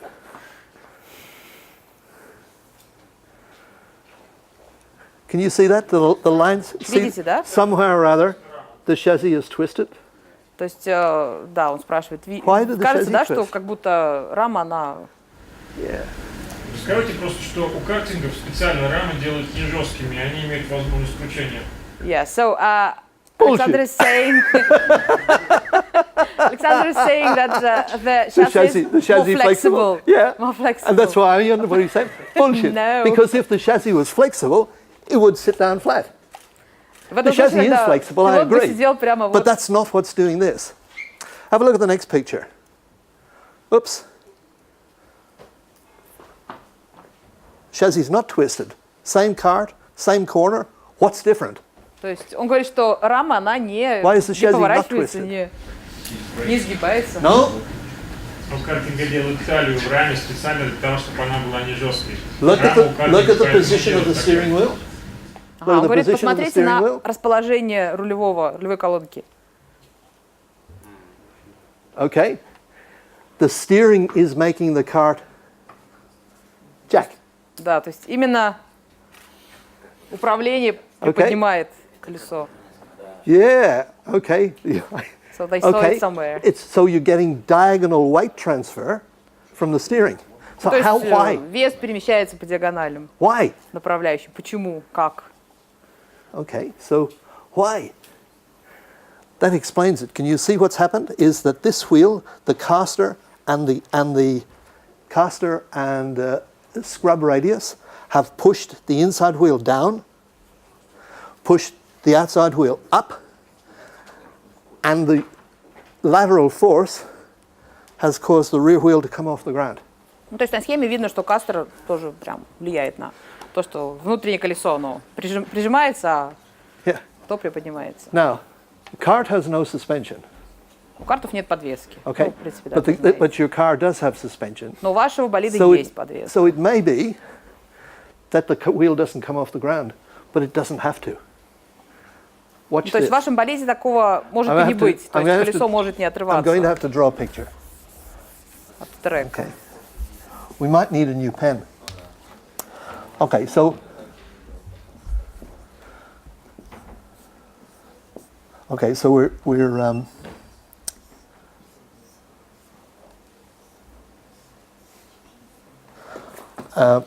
so going this way, so the lateral force is that way. Okay? You understand that? So all of Да, these подъемные wheels силы он рисует, где они примерно могут быть. are running at a slip angle. Okay? You understand about slip angles? Okay. This Углы wheel скольжения, is я heavy. понимаю. Or sorry, this wheel is heavy because the lateral force is but there. This wheel is light. So the slip angle is different because of the vertical force. So if you have the wheels running at two different slip angles, holy smoke, that's a differential in the tire. How does a train go around a corner without skidding its wheels? То есть Пэт также спрашивает, а как поезд также обходит See, sometimes, повороты без этого? remember our 9 dots? Sometimes you gotta think outside the square. Да, помните про 9 точечек? Does a train have a differential? Но у поезда есть дифференциал. Does a train have a differential? Нет. Yes? But it's not the differential that you think it is. Но это не тот дифференциал, о котором вы думаете. То есть у поезда есть дифференциал, но другой. How a train goes around a corner with differential is like this. You have the rail, okay? And the wheel is shaped like this. То есть если посмотреть на поезд, есть рельсы и So when the форма lateral колеса. force comes on and pushes it to the outside, the wheel runs up on this radius, but the other wheel runs on that radius. Ну, то есть колесо просто переходит с одного радиуса на другой. Is this a kind of differential? То есть можно ли это назвать дифференциалом? So tuning the slip angles of your tires with the amount of caster, the amount of scrub radius, your track widths, and the amount of toe and Ackermann that you've got, you can make the cars go around corners faster than most things. Ну, то есть если регулировать развал схождения, кастер, то есть IndyCars, все вот это можно регулировать. И, соответственно, за счет этих небольших изменений можно достичь того, что автомобиль быстрее вписывается, проходит повороты, углы. Le Mans cars are not the hybrid Porsches and Audis with electric front-wheel drive or whatever, but go back, say, 2, 3, 4, 5, say 5 or 6 years ago, and then back forever, all Le Mans cars spool drive. То есть это все относится к именно вот этому спул-приводу. Why? Почему? Why? Почему именно к нему? Because if a wheel comes off, you can drive back to the pits. Or if you break, if you have an accident, if you have a crash and knock a wheel off, you can drive back to the pits because it'll drive on the other wheel. Ну, то есть в этом случае, даже если у вас одно колесо, не знаю, сломается, или что-то с ним произойдет, вы сможете доехать до бокса, например, spool что-то drive. сменить. Who uses a spool drive? Кто использует? Monash uses spool drive. Ага, команда Monash использует spool drive. Oregon Global Formula Racing, GF4, they use a spool drive. Wollongong uses a spool drive. All sorts of good fast teams out there use a spool drive. То есть несколько топовых команд, в принципе, пользуются таким вот приводом. Where do you think that picture came from? Как вы думаете, откуда взята? That's Monash Motorsport. Ага, то есть это как раз команда Monash. In your machine shop, could you make this? Yeah, in about an hour. То есть для своего болида вы тоже можете такое сделать, примерно за час. So you bolt sprocket on one side, diff on the other side. У нас есть такая разработка, мы работали над этим. Там все равно есть определенные трудности с геометрией подвески, если делать без дифференциальный привод. So Alexander says that the team has had such design without the differential, but they still met some difficulties with the geometry of suspension. Because they didn't understand what I've just explained to them now. Yeah, they probably are not very good in English. They have knowledge now that they didn't have when they did the design. And this goes back again that when you don't know, you don't know. Да, but как раз now you do know. Да, что раньше вы этого не знали, и, например, сейчас, если вы вдруг вернетесь к этой идее, вы, может быть, что-то сможете применить из того, что он говорил. Now, remember too that now when you're driving this car, you're not just steering the wheels, but you're actually jacking the weight. So the driver, it's more difficult to drive. So I recommend that you don't use a little silly steering wheel, use a proper steering wheel. То есть если использовать такой вот спул-привод, то лучше, чтобы и само рулевое колесо было нормального размера, а не такое, как, например, в PlayStation. And you also must remember that the torsion loads in the steering shaft and in the steering rack mountings also have heavier loads. То есть в таких случаях нагрузка идет на стойки очень сильно и на саму рулевую колонку. То есть тоже об этом стоит помнить и подбирать соответствующие материалы. I've talked here a benefit of use inboard rear brake. We've talked about brakes. Да, про тормозную систему уже говорили. Axles and CV joints. Do you use this sort of joint? Используете ли вы такие шарниры? Yeah. They do. They're good.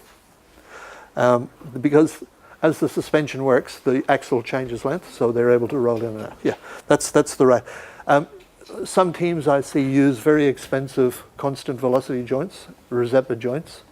There's no need for that. Он говорит, Пэт говорит, что вот это самые хорошие шарниры. From front-wheel drive ladder. Да, потому что есть команды, которые используют более продвинутые варианты и говорит, что нет смысла. Зачем дополнительные деньги тратить?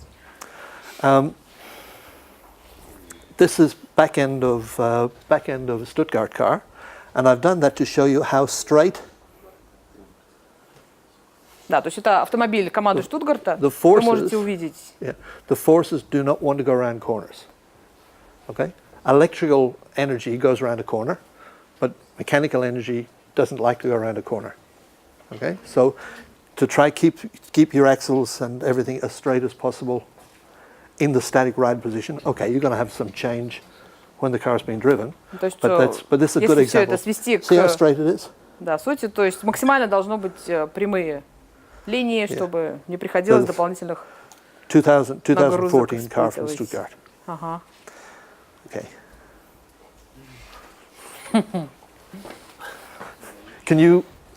I said there has been more nonsense written and more time wasted on suspension geometry than on any other aspect of a Formula Student car.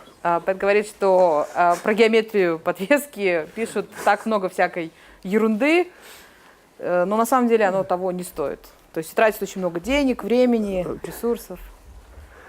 Teams get all hung up on roll centers and roll axis and virtual swing axle lengths and То есть команды очень часто зацикливаются на незначительных деталях, разных углах, разных.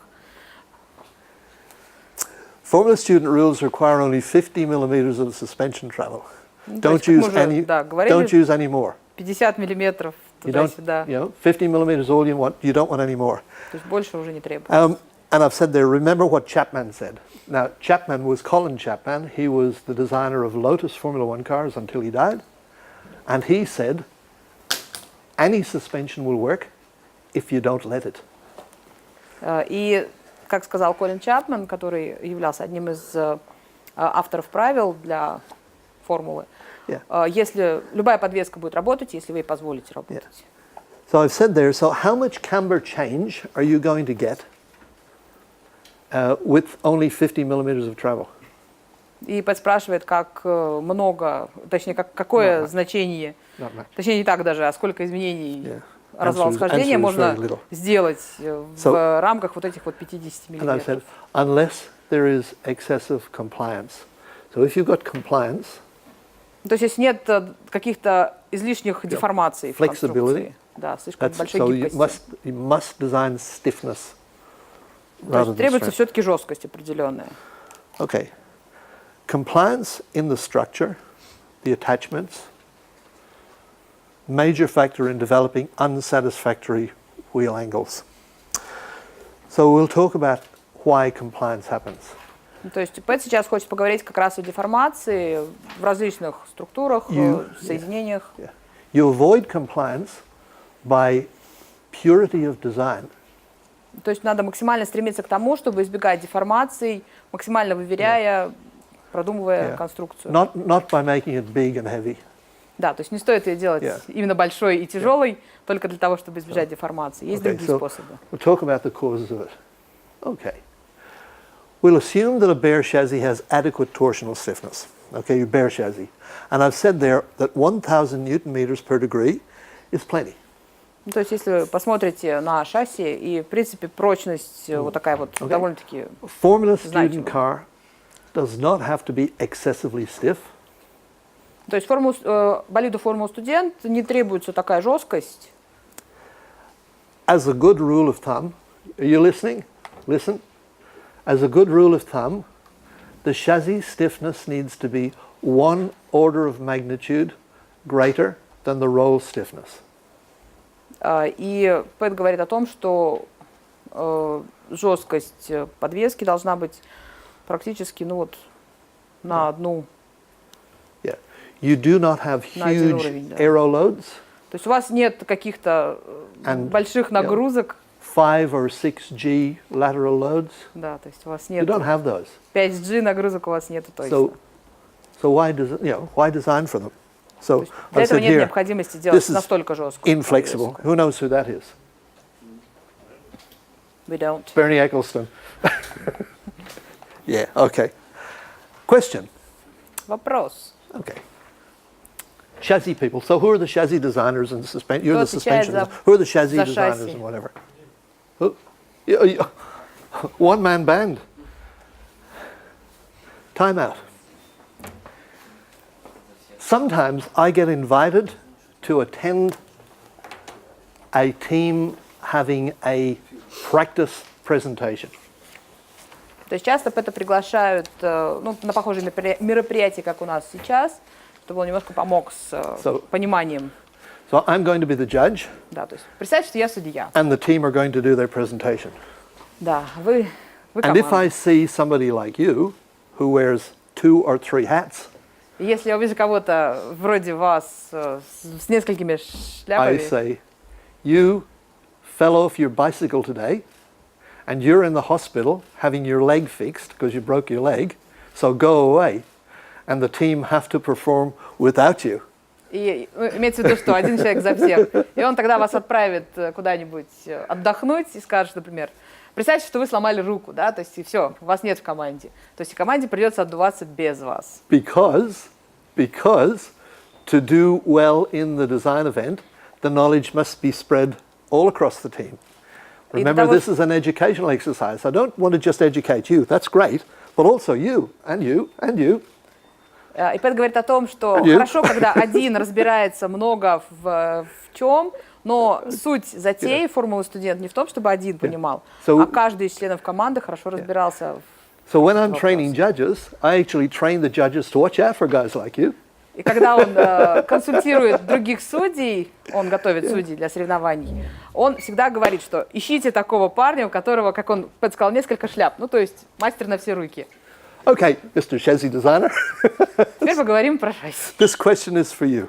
Этот вопрос для вас. What is the biggest force that the chassis must react? То есть какая сила, самая большая сила, на которую должны реагировать шасси? So when you remember we said the loads travel from the center of gravity to the contact patch. So what's the biggest load that has to be reacted? То есть какое самое большое нагружение, нагрузка на шасси? Я тоже самое сказал. Same mistake. Yes, yes. So the biggest load is the torque around the front wheel in a maximum effort stop. Ну, то есть самая большая нагрузка как раз идет на... Okay, you think about this for a minute. So we've got На тормоз. the car is Самый- traveling, okay, and you're going to brake maximum effort. So the driver here gets to the braking point and he wants to go from the maximum speed to the cornering speed as quickly as possible, waste as little time as possible, correct?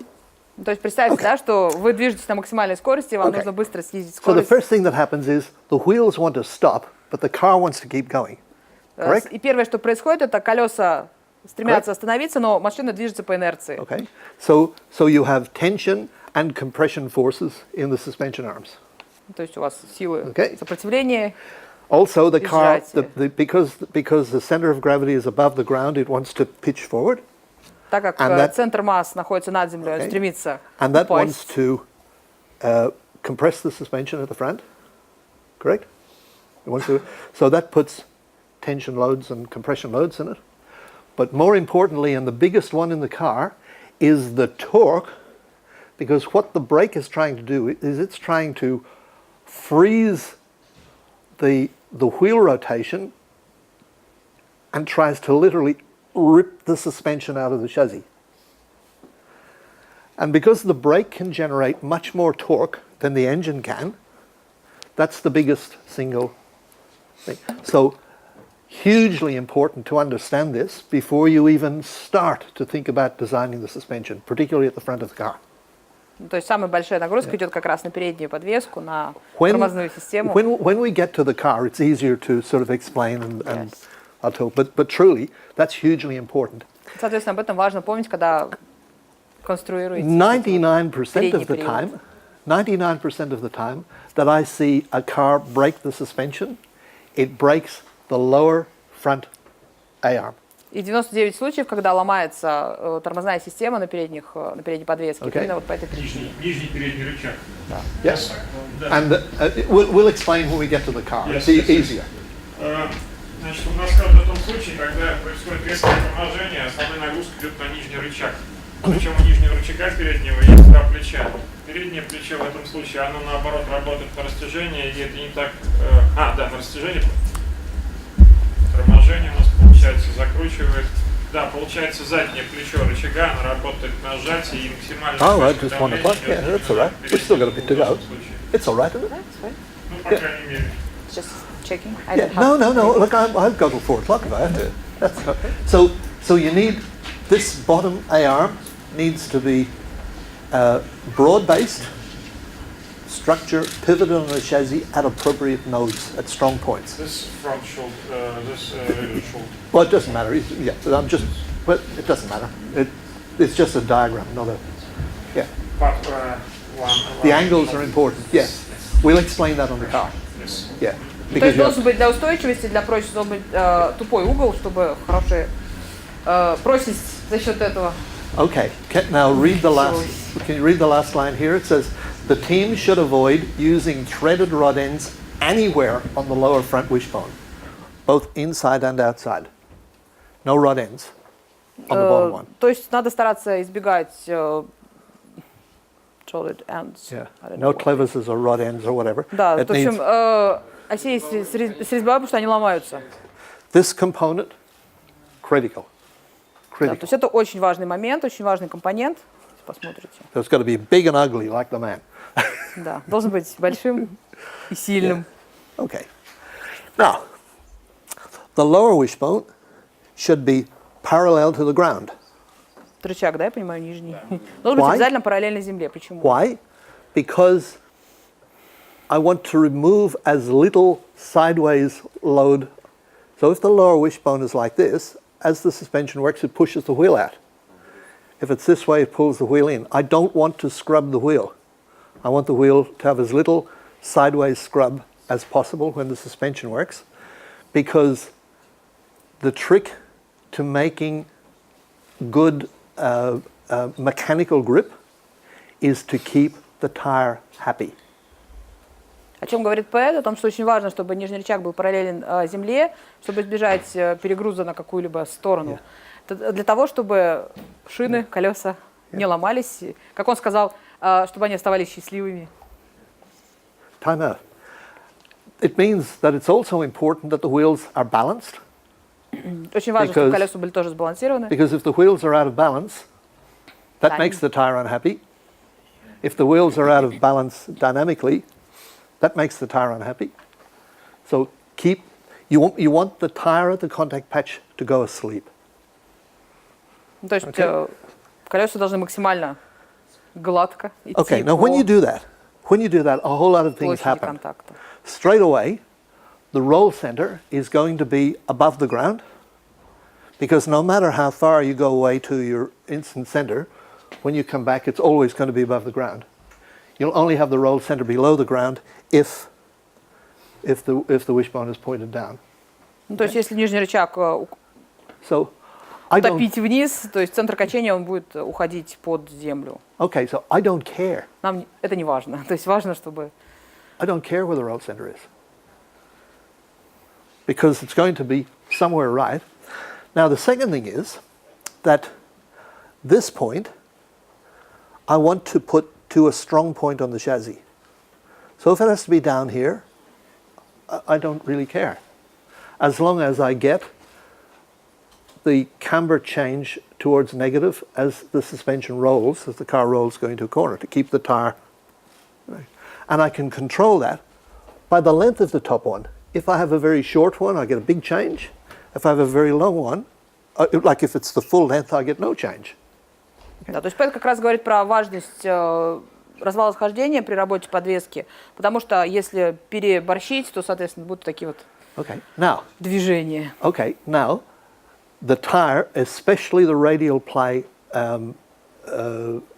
continental tire, is very happy at maybe 3 or 4 degrees difference in the camber. It's still quite happy because the radial ply tire is soft in the sidewall. So you can still keep the tire hard on the ground. One second. То есть Пэт говорит, что шины Continental, они самые лучшие, да. Да, потому что они очень хорошо подстраиваются и хорошо адаптируются. However, let's go back to the maximum effort stop. Давайте вернемся к максимальному You don't want the front wheels усилию to do торможения. this because they get up on the inside edge and lock the wheels up. Да, то есть сильное схождение, оно Okay, so the часто может driver заблокировать doesn't want колеса. that. He wants the wheels to stay pretty well straight so that he can brake hard and get good brake performance to turn in. Okay. Whew. Oh, that just says what I've been talking about. It said the roll center will Как раз об automatically этом be и говорил. Okay. Now, this steering offset. Это плечо обкатки. How much? Ask him how much scrub radius he has in his car. Кто-нибудь может сказать, насколько в вашем автомобиле оно How much steering значение, Here, how much насколько here? плечо обкатки? Чего? Угла или плеча? И того, и другого, я так понимаю. Ему интересно. Alexander? Alexander.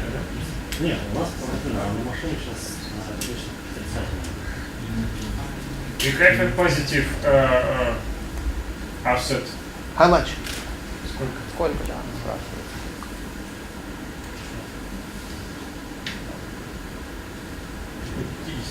Ask him what his girlfriend's telephone number is. I don't know. No, ask him. Хоть спрашивает, знаете ли вы номер своей девушки, номер телефона своей девушки? You remember that? He doesn't. He doesn't. Okay. Вы, говорит, а надо бы. Ask him how does he measure that steering offset? Хоть спрашивает, а как вы его измеряете? То есть угол обкатки. Плечо обкатки, да. И угол, соответственно. From where to where? They don't. Лотус. From top and bottom joint down to the ground? Across to where? Middle of the tire? Спрашивает, через что проходит ось, когда мерите? Middle of Через центр? Да. Ага, along the... Yeah, the axis, steering axis to the ground. Yes. Yeah. And then to where? И докуда? Center of the tire? No. Неправильно. No. See, again, you made a decision. It's to the center of the contact patch. It's where the force is applied. So it's not going to be in стоит the, измерять по it's центру not going to be in не the center шины, of the tire because the tire is at negative camber. It's going to be inside somewhere. So see, when I've drawn this, it's not in the middle of the tire, it's drawn in. Now то есть this, измерение не по центру шины, а по пятну контакта. okay, now this is important if you have a spool because this is the lever. То есть если, That makes the если car change применяется directions. спул-привод, то это Okay, как рычаг yeah. действует. So that's the lever that actually makes, Да, приподнимает. makes these guys here able to get around the corner. If you've made the decision, there's an old rule in motorsport that if you want to fix a problem in the car, you go to the other end. If the problem's in the front, go to the back. То If есть the Пэт говорит, problem's in the что back, like a spool, go to the front. да, Пэт говорит, что если какая-то есть проблема в автомобиле, нужно ее решать с противоположного конца. То есть если что-то с передними подвесками, надо идти назад. И наоборот. Yeah, so, all right. Now I'm saying that the rear suspension should be similar. A horizontal wishbone may be a good starting point would be set the car up with camber negative at the front, 2 degrees, camber negative at the rear, 1 degree. И Пэт говорит, что по умолчанию и для начального, скажем так, шага удобно установить развал где-нибудь на негативный развал, сделать где-нибудь 2 градуса. На передних колесах, what about the back wheels? 1 degree. И где-то 1 градус на задних колесах. Now, toe Схождение. at the front, out, 3 millimeters. Да, то есть сделать In at the расхождение, back, 3 millimeters. да, то есть Okay. на 3 миллиметра и спереди и сзади. Now, The reason for that, reason for toe out, remember, we've got a spool. We want to help, your designer's got to help these guys go fast. Correct? Да, то есть представьте, что вы собираетесь вашему пилоту помочь ускорить прохождение по трассе. So because the track is like this, Да, и поскольку трек, он обычно извилистый, they want the car to respond quickly to the steering. и, соответственно, пилоту важно, чтобы болид очень быстро отвечал на момент руления. Okay? Now, in the steering, you have a compliance in the tire between the wheel and the grip. И когда происходит работа при повороте, то есть часто происходит деформация в покрышках и в самом колесе. Okay? If you have toe in, when the driver arrives at the corner and goes to turn, the caster drives the inside wheel downwards, and that becomes the point around which the car will rotate. То есть если у вас схождение более выражено, то есть кастер Okay? ведет So, but if вниз и вокруг этой точки. the wheel is Удобнее towed in, вращаться. if the wheel is towed in, the tire has been pushed across to the inside, and when the driver turns out, Да, и часто, если наоборот сделать, часто водитель при резком повороте может перевернуться. but if it's towed out, it's already that way, so it becomes much Да, то quicker есть негативное схождение помогает to change directions. балансировать. Yeah. Do not tow the rear out. No tow out on the rear. Dynamic compliance or static tow out on the rear, never. Because if you do, they'll come and punch you. Because they'll spin. The car is just too hard to drive. То есть не делайте на задних подвесках, на задних колесах большого расхождения, да, потому что мешает сильно, потеря скорости дает. And I've also said that in the front and rear suspension of the car, the lower wishbone, the lower A-arm should be as long as possible. Соответственно, нижний рычаг должен быть максимально длинным, насколько позволяет. That's to stop scrubbing. Да, чтобы предотвратить перевороты и прочие неприятности. Надежда, можно еще раз? Значит, спросите. All this is written down. У нас схождение. Я думаю, это лучше спросить прямо вот когда уже дойдете до лаборатории, до мастерской, чтобы прям конкретно, потому что тут чего-то тоже не очень понятно. Yeah. I've said there you should have enough camber gain in your suspension only just to keep the tire in its happy spot.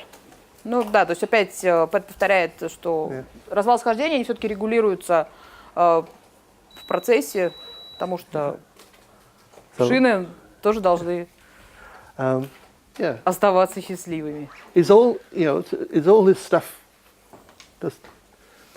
You understand what I'm talking about here? More or less. I'm teaching you how to go fast. I think they would prefer if we move to watch the car. To the car? Yeah. Well, we'll do it. I will cover all that again. But we're teaching you how to design to make the car easy to drive, responsive to what the driver wants, and fast. Remember I said earlier you have to take some weight out?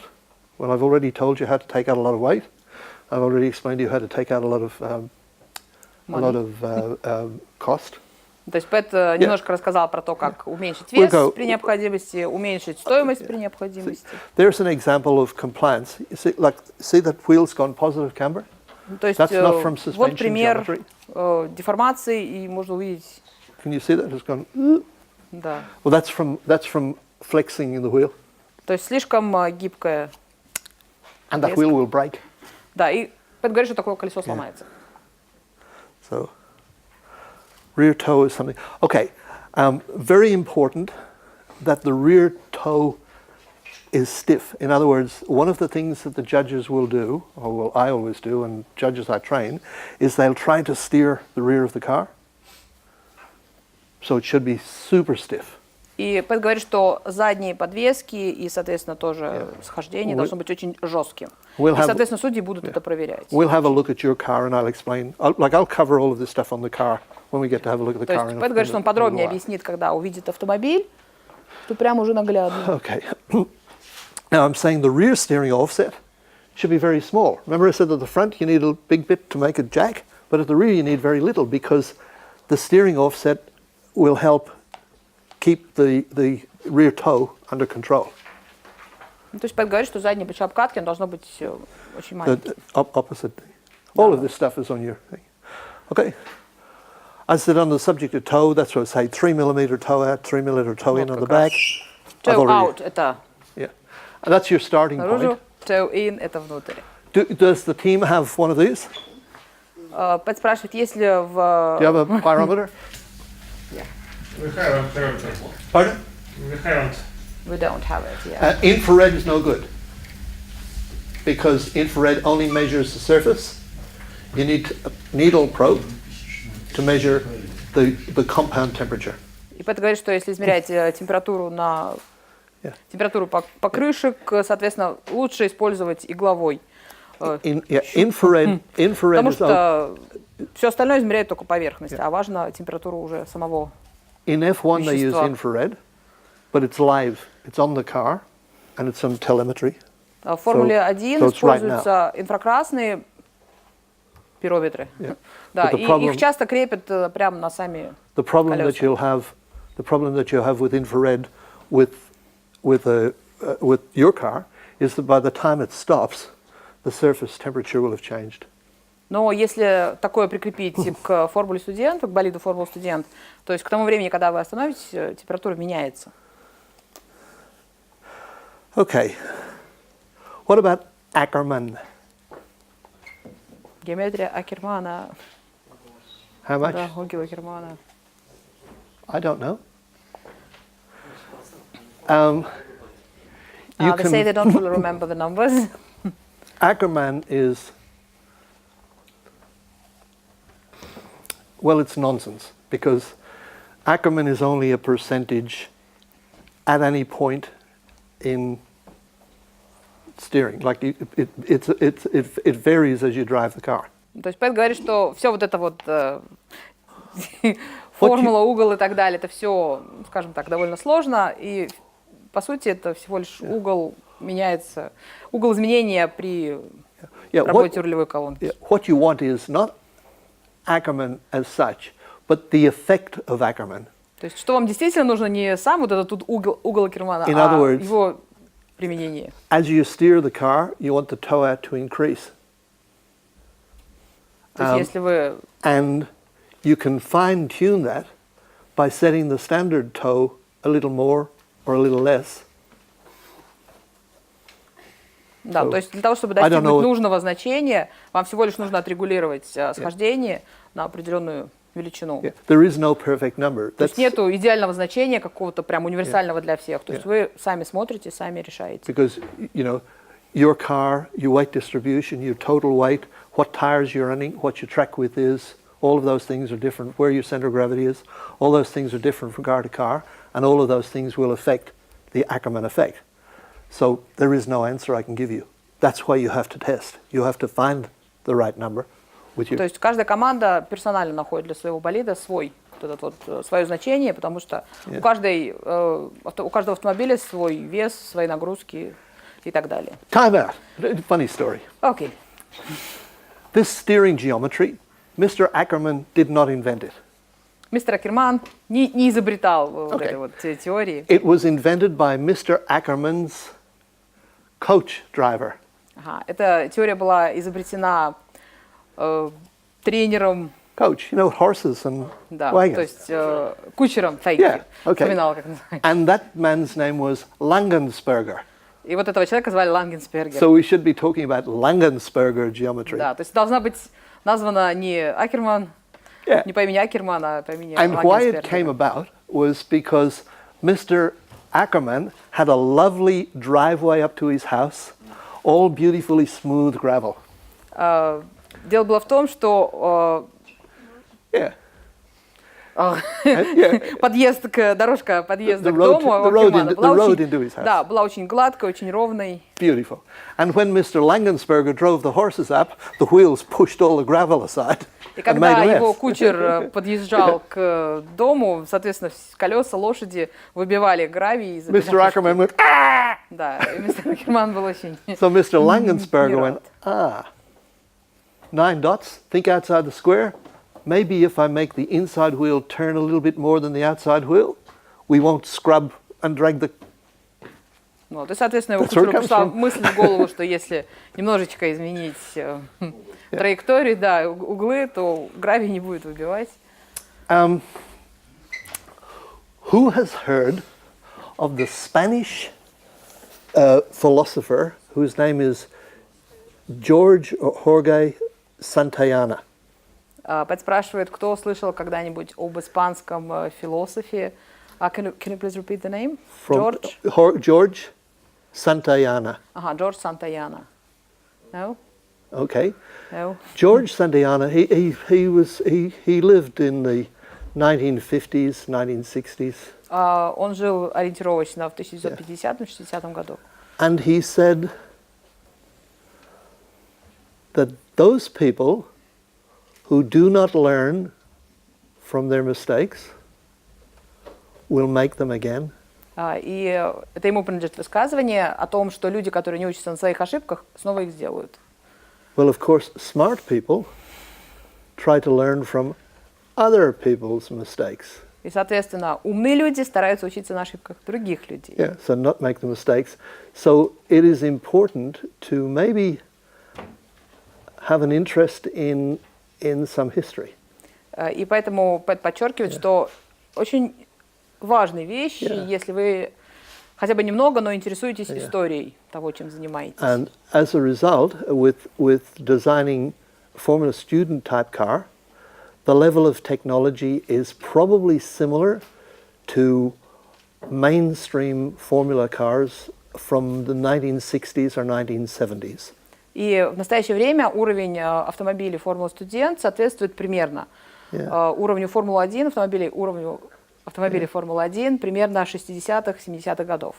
So that's where you should be looking for ideas, not at contemporary like 2017 type technology. И поэтому Пэт советует искать идеи, вдохновения как раз в конструкциях того времени Формулы-1, нежели сейчас. Потому что сейчас технология намного хорошо так шагнула, и многие решения просто студентам даже невозможно сделать.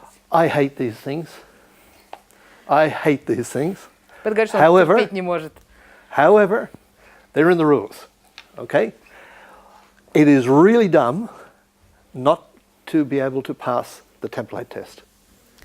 You know, for just все-таки шаблон. just 1 or 2 millimeters. You know, it's not going to make the car faster or slower. Глупый тест, который часто не проходит команды, буквально вот из-за нескольких миллиметров. If the template doesn't fit the car, то есть если шаблон не соответствует автомобилю, you fail technical inspection, считайте, что вы провалили техническую инспекцию. То есть это очень... This is another reason why a space frame, a tubular steel chassis, is a good idea. И вот именно по этой причине, чтобы суметь вписаться в эти требования, шасси рама гораздо лучше, чем монокок, например. Because you can always cut and widen or something a steel chassis and re-weld, but if you've got a carbon fiber monocoque, what do? Потому что раму гораздо легче исправить, добавить, убавить, чем this template I really hate. Этот шаблон я прям очень сильно не люблю, ненавижу. And I'll tell you why I really hate that template. First of all, that when the man who had the job to introduce the templates, he went to the FIA website, and this template is from Formula One. Он очень не любит этот шаблон, вот именно вот этот, потому что человек, который его разрабатывал, он взял его с веб-сайта Формулы-1. Okay. FIA also have a template which is smaller for Formula 3. FIA, у них тоже есть такой шаблон, но он основан на Формуле 3. And that would have been the correct template for Formula Student. Да, и именно он бы подошел лучше для Формулы Студент. The reason for that is that in order to extract an injured driver from a Formula 1 car, he is strapped into a safety seat, and the whole seat as well as the driver has to come out, so the template is wider and longer, it's bigger. Для Формулы-1, то есть вот этот вот такой шаблон, он неудобный, потому что для того, чтобы, например, извлечь двигатель, то есть приходится вынимать все сиденье, и, соответственно, шаблон он больше, он шире. Yeah, so we end up with wide cars, and it's difficult to get the seat properly mounted and the belts and all that sort Да, of то есть в stuff. настоящее время автомобили Формула Студент часто оказываются шире, то есть часто Because приходится... we don't have the safety seat, we have a stopwatch. 5, 4, 3, 2, 1. Да, то есть нету кресла безопасности, приходится But- просто... We have 3 seconds. 5, Just a 3 seconds. 5. Time out. About 4 or 5. That's our driver jump for 284. Yeah, good. About 4 or 5 years ago, one of the cars in Germany caught fire. Несколько лет назад один из автомобилей из Германии загорелся. The fuel tank split, Раскололся топливный бак, and fuel went all over the exhaust. и, соответственно, Huge fire. да, то есть начался пожар, потому что топливо вылилось прям на выхлопные трубы. The driver stopped and came out of the car like a cork out of a champagne bottle. Водитель вылетел из машины просто как пробка из шампанского. There is a photograph of the car is on fire and the driver is in full stretch in midair running for his life. И есть фотография, которая как раз в этот момент отображает, где горит автомобиль, и буквально в нескольких метрах бегущий во всю мощь Okay, so after the event was over at a presentation, I interviewed him.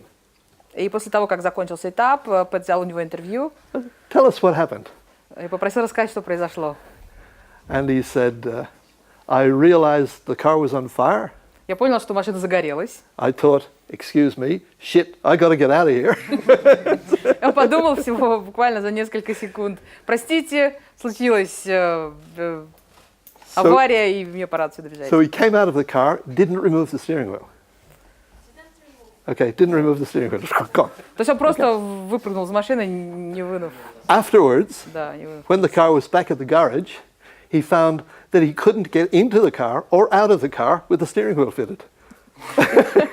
И позже он обнаружил, что он не может ни залезть, ни вылезти без вынимания рулевого колеса. So when the adrenaline is up, you can do wonderful things. То есть, когда адреналин зашкаливает, можно делать просто невероятные вещи. Seat should support, the driver should think about like how the child in a baby seat should be fully supported. Interesting thing that teams often don't remember is Isaac Newton said that every action has equal and opposite reaction. Если посмотреть на картинку, то есть кресло водителя должно быть обязательно очень удобным, хорошо поддерживать, ну как детское кресло. Okay. И как сказал Исаак Ньютон, Basic каждое действие physics. Yeah. да, имеет противодействие. If the rules require that the pedal box must accept 2000 newtons force, И если по правилам на педаль the давит rules say this. 2000 Yeah. Remember, that also Newtonов. means that 2000 newtons is pushing back into the seat. и, соответственно, прижимная сила, те же самые So the Ньютоны seat прижимают вас must к be also сиденью. capable of accepting that load. Ну, то есть и кресло должно иметь прочность и, соответственно, удобство, чтобы выдерживать эту нагрузку.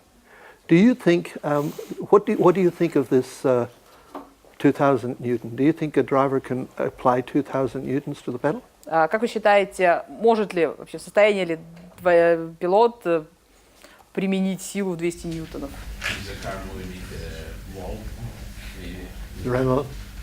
But, you know, if I can stand on one foot and go up and down, just like that, what pressure am I doing? So let's say I weigh 100 kilograms. I don't, but if I weigh 100 kilograms, what's the pressure under the hood? Подспрашивает, если... 1000 newtons. Yeah, okay. So that's not difficult. So if you're 2000, you can do it. То есть, в принципе, это реально сделать 2000, приложить силу 2000 ньютонов. Okay, I've said here that talking about the chassis, I'd say a very, very common mistake is to make the chassis first. То есть самая распространенная ошибка – это начинать строительство болида именно с шасси. And then make everything fit. И потом только уже на него все остальное монтировать. Because my definition of the chassis is that it is only a bracket И Пэт определяет шасси как кронштейн просто. to hold everything together Да. in Он alignment. держит все вместе. Okay? So how can you design a bracket if you don't know what you want to? So in your 3D CAD system, you should have a cloud of points of the templates, the engine, the driver, the pedals, the side impact structure, the roll hoops, all of these things should be a cloud of points.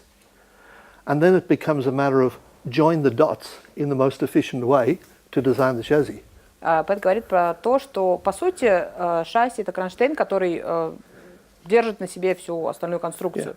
И если вы не знаете, что именно конкретно вы будете монтировать на эту конструкцию, соответственно, нет смысла начинать с шасси, лучше начать, например, Now, if you can reduce the number of dots, the number of points, by having some points do multiple jobs, for instance, mount suspension and engine mount on the same point or something, if you can reduce the number of points, that makes your chassis simpler and stiffer. То есть если Пэт говорит о том, что практически шасси, они проектируют сами себя. То есть когда вы введете в программу CAD все необходимые данные, все параметры, соответствие правилам, по сути вы получите множество точек, которые, если правильно соединить, они подскажут вам, где какие узлы должны быть, и достаточно только правильно все соединить. So what this means is that the design of the actual chassis, not the concept at the beginning, but the design of the actual chassis comes very, very late in the program. You know, you have to have all these other things sorted out first. И, соответственно, проектирование, конструирование шасси лучше оставить на завершающий этап, потому что, ну, понятно, уже об этом Пэт сказал. То есть все уже к концу будет известно. Okay, words of wisdom. Немножко советов. Okay. 3 statements I'm going to make. Pat's law. Pat's laws. Да. Pat's Пэт собирается rules. поделиться тремя правилами Пэта. Okay. All things being equal.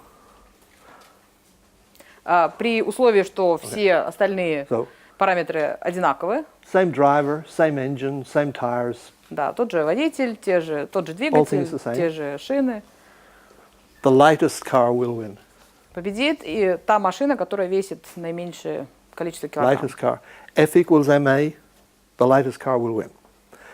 All things being equal, the car with the lowest center of gravity will win.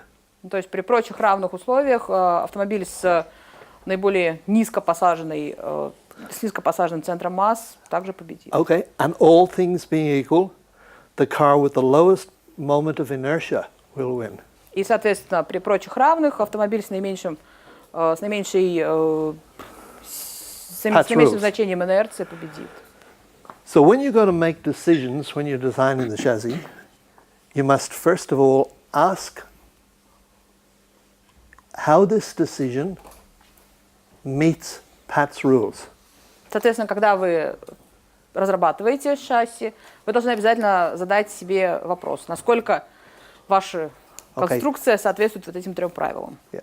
So you must reduce the mass, Необходимо уменьшить you must массу, lower the mass, соответственно, опустить and центр centralize the mass. масс и Centralize the middle. зацентровать. Yeah. So, as a practical example, let's talk about the accumulator. Ага. В качестве наглядного примера давайте поговорим об аккумуляторе. So the team are going to choose an accumulator, a battery for the car. Да, то есть команда, представьте, что команда собирается выбрать аккумулятор для автомобиля. Okay. Rule number 1. Первое правило. Lithium ion, lead acid. Which battery do we choose? Lithium Ионолитиевый, could you repeat the second one? Lead acid. Ага, Кисло. да, thank you. Which battery do you choose? Какой выберете? Which battery do you choose? Литий-ион или кислород? Lithium ion, because it's maybe 2 kilos, this one's maybe 5 kilos. Да, то Okay. есть по весу первый Okay. легче, второй тяжелее. Выбрасывает тяжелее. Where do you put it in the car? Куда поместить его, где его смонтировать в Put it автомобиле? as low as possible. Да, как можно ниже. Where do you put it in the car? You put it as near to the center of gravity as possible. То есть и максимально его Okay. поместить к центру, да. So you don't have it hanging out the end. The importance of low polar moment of inertia is because you want the car to be able to change direction very quickly. И как раз снижение инерции даст гарантию того, что вы сможете Yeah. управлять своим болидом, и он будет быстрее сменять направление. We're not look. Is place for our accumulator near point of main hook. Yeah. But I mean, this is just an example. I'm not trying. Yeah. And I'm thinking about. So your exhaust system shouldn't be out the back; it should be up the front. That's why cars, you don't. You need to get the weight in the center as much as possible. A practical example of this would be, I don't know what you call it here, but you know a barbell, the weight that the weightlifter lifts? What's that called? Штанга. Okay. So let's say we have a 10 kilo bar, 25 kilo weight, 25 kilo weight. So we have 60 kilos. Ага, то есть представьте себе штангу. У нас 10 Okay. килограмм You understand? сама перекладина и по 25 килограмм Okay. веса с каждой Could you стороны. pick that up? Сможешь ли ты его поднять? Yeah, of course you 50 could. килограмм. You could pick that up with one hand. You can. Heavy, 60 kilos? Of course you could. Heavy, but pick it up. Тяжело, но можно. Okay, so you're standing there holding it, and I come over and I push the end.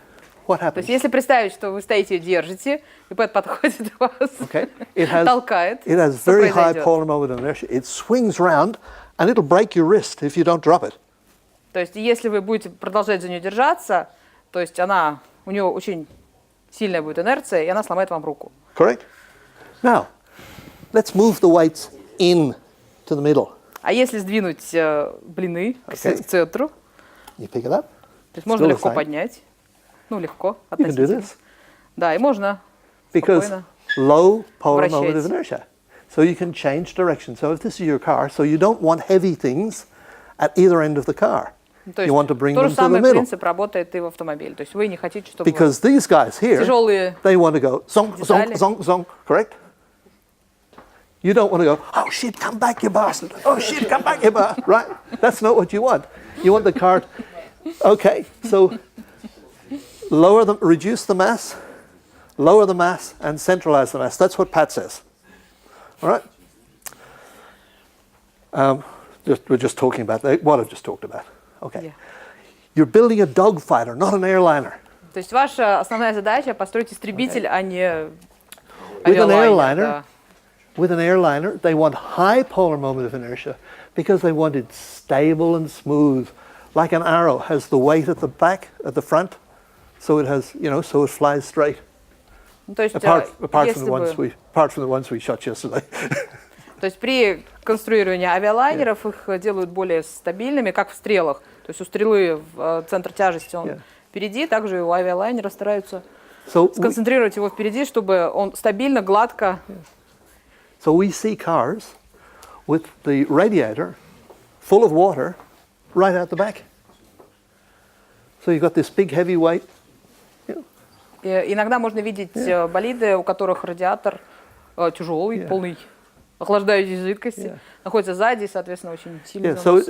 So it's a Sukhoi fighter you want to make, not a Sukhoi passenger plane. Да, то есть ваша задача сделать истребитель, маневренный. Okay. So make your decisions. Okay, build a simple steel space frame car. Use 13-inch wheels. Design a simple suspension system. Choose your engine. Choose your differential. Time to keep it simple and build a car. Tell them about the KISS principle. Yes. So, и то, как раз о чем говорил Пэт, то есть вот они этапы, которые, в принципе, так можно в целом соблюдать. То есть выбрать двигатель, выбрать конструкцию подвески Something different. и так далее. I say so. KISS principle: keep it simple, stupid. Да, то есть на самом деле ключевой принцип максимальная простота. То есть простота действительно помогает. They understand what that says, I think. Да, Я думаю, в принципе, понятно, о чем речь. То есть пока вы не сдали документацию, Yeah. то есть вам придется You have работать. cost report and design report and Да, то есть отчеты о all стоимости, о конструкции еще. Я знаю, Даша знает, сколько отчетов. Много. the paperwork. Да, то есть Everybody hates the paperwork. все ненавидят заполнять бумажки. But again, it's part of the education that in the real world you have to fill out reports and whatever. Но опять же, оно включено в формулу студент, потому что готовит к реальной жизни. В реальной жизни тоже приходится заполнять очень много отчетов. So Daria, it is your job to make sure that the person who is responsible for the cost report or the design report or whatever stays on top, in control of that job, that they don't let it get behind. И, соответственно, задача менеджера следить за тем, чтобы люди, ответственные за заполнение отчетов, сама бедная Даша, то есть не отставали, а старались максимально в срок все это делать. What we often see is that 1 or 2 days before the due date, somebody says, "Oh shit, we got to do," and they just rush put something together and put it in just to meet the rules. Well. И периодически можно увидеть такое, что команда все сделала, сконструировала неплохой болид, но остается буквально пару дней до этапа, а документация не готова. И все быстрее готовят, стараются успеть и что-то сдать. Okay, now I'm not going to talk about the cost report because I don't care. Пэт не будет говорить про отчет о стоимости, потому что ему все равно. It's all bullshit anyway. Да, то есть это все ерунда. But the design report, Но отчет о конструкции, very important. он очень If I'm важен. going to be the chief design judge, I want proper design reports. Да. And the rules say what they've got to be. You have to have 4 pages of text. То есть у вас есть конкретные правила, которые регулируют, как должен ориентировочно I want выглядеть to see отчет. 3 drawings, plan, 4 страницы текста, side, 3 and front or rear elevation, 3 страницы с чертежами, со and 1 всех, free page. Okay, put whatever you like on it. да, с трехсторонний вид. Okay, I would suggest to you that you don't waste a page with a cover sheet. You don't need a cover. Пэт говорит, что не стоит тратить пространство отчета на титульный лист, на содержание, на красивые рисунки. Yeah. Только чертежи, только тексты. Now, Желательно не в колонках, а как now эссе. this is very important. Listen up. The design report is a technical report from one group of engineers, you guys, to another group of engineers, me. То есть, по сути, отчет о конструкции – это технический отчет от одной группы инженеров команды для другой группы инженеров судей. It's not a promotional. It's a technical document. То есть это не рекламный документ, это технический документ. So I don't want to see, airy-fairy, language, То есть Пэту не нужно в таком отчете никаких вычурных фраз, картинок, опять же, красивых. I don't want to know the name of your professor or the fact that your university is the most important university in Tolyattini, or that's for Судьям somewhere не else. важно, кто был вашим руководителем, кто вас спонсировал. Судьям все равно, какой у вас университет, кроме названия. То есть насколько он хорош, насколько в лидирующих позициях. What I want to see is, firstly, what you want to achieve, like your statement of your intention. Первонаперво судьи интересует ваша цель, то есть что вы хотели, чего вы хотели добиться. Then the next thing I want to see is why this is your intention. If you're going to build a single-cylinder car with 13-inch wheels with a space frame chassis, I want to know why you're doing that.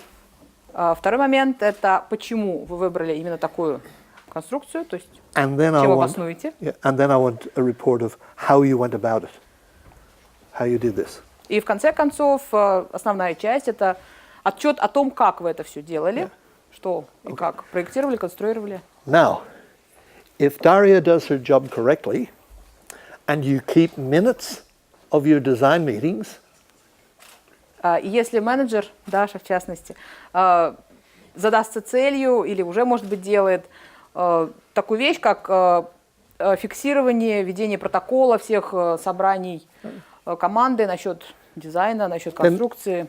Then the design report is easy because it becomes just the minute notes added into a report. В этом случае гораздо легче делать отчет, потому что вы просто можете включить туда все протоколы, ну, понятно, их привести в соответствующие параметры и приложить их просто к отчету. Просто туда включить. One question: do you propose to prepare such a design report for each of the judges? No. I'm only talking about the one design report. Yeah. The other thing is that the notes that you've kept and the design report, they become a bunch of knowledge that it's your job to make sure goes to the next team. You know, to transfer the knowledge, the mistakes or the decisions that this team made, that needs to go to the next team so they don't make the same mistakes. You don't want to be starting again every year. And as the faculty advisor, it's Daria's job to make sure that the report is. She doesn't have to do the report, but she has to make sure that whoever is responsible for it does that. But it's your job to then manage when they're gone. They graduate and the students are gone, and you have a whole new students next year. You need to have that documentation so that they start off with a knowledge base. You understand? Yes. Yeah. Соответственно, этот отчет нужен для того, чтобы было легче потом передавать опыт следующим командам, имеется в виду из вашего же университета. Because, as I said at the beginning, this is an educational exercise. So, okay, I say 4 pages of text. Don't waste a page with a cover page or contents or pretty pictures. Don't care about that. Write it as an essay, not in columns. Старайтесь писать это в форме эссе, то есть не в колонках, а как эссе, потому что легче читать на планшете. The reason for that is that if you read on a laptop or on a tablet, you don't want to be going up and down. You know, you just want to be able to read. I already said that. Okay, I understand Yeah, just that. read it. Okay, now, use plain engineering language. То есть старайтесь использовать простой инженерный язык, без всяких... Do not patronize the judges. Да, это тоже очень важно. Okay. Судьи обижаются, когда к ним относятся свысока. You don't say things like, oh, we all know. То есть не стоит говорить таких фраз, как «ну, как мы все знаем», Because we don't know. потому что, ну, на самом деле мы не знаем. Okay, yeah, we all know that 10-inch wheel is best. Мы все знаем, например, фразу. Как мы все знаем, 10-дюймовые шины самые лучшие. Okay. And of course, you can't claim to have optimized something when И, you конечно don't know what the optimum is. же, вы не можете заявлять в своем отчете, что вы что-то там оптимизировали, когда вы даже не знаете, что же именно является оптимумом. Yeah. So just be careful with the language. Да, то есть посторожнее с выражениями. I've explained what that's all about to start out. Now, the drawings. Let's talk about the drawings. Чертежи. What I want to see are drawings like this. То есть то, что должно быть в отчете, должно примерно выглядеть вот так. Think about my job as chief judge for Germany. Представьте, 140 entrants, 140 design reports to read when I sit on the airplane. то есть представьте, какую работу приходится проделывать судьям, например, Пэту, когда ему приходится просматривать около 140 отчетов. So after 3 or 4, После 3-4. I go flick, flick, flick, flick, and look at the pictures.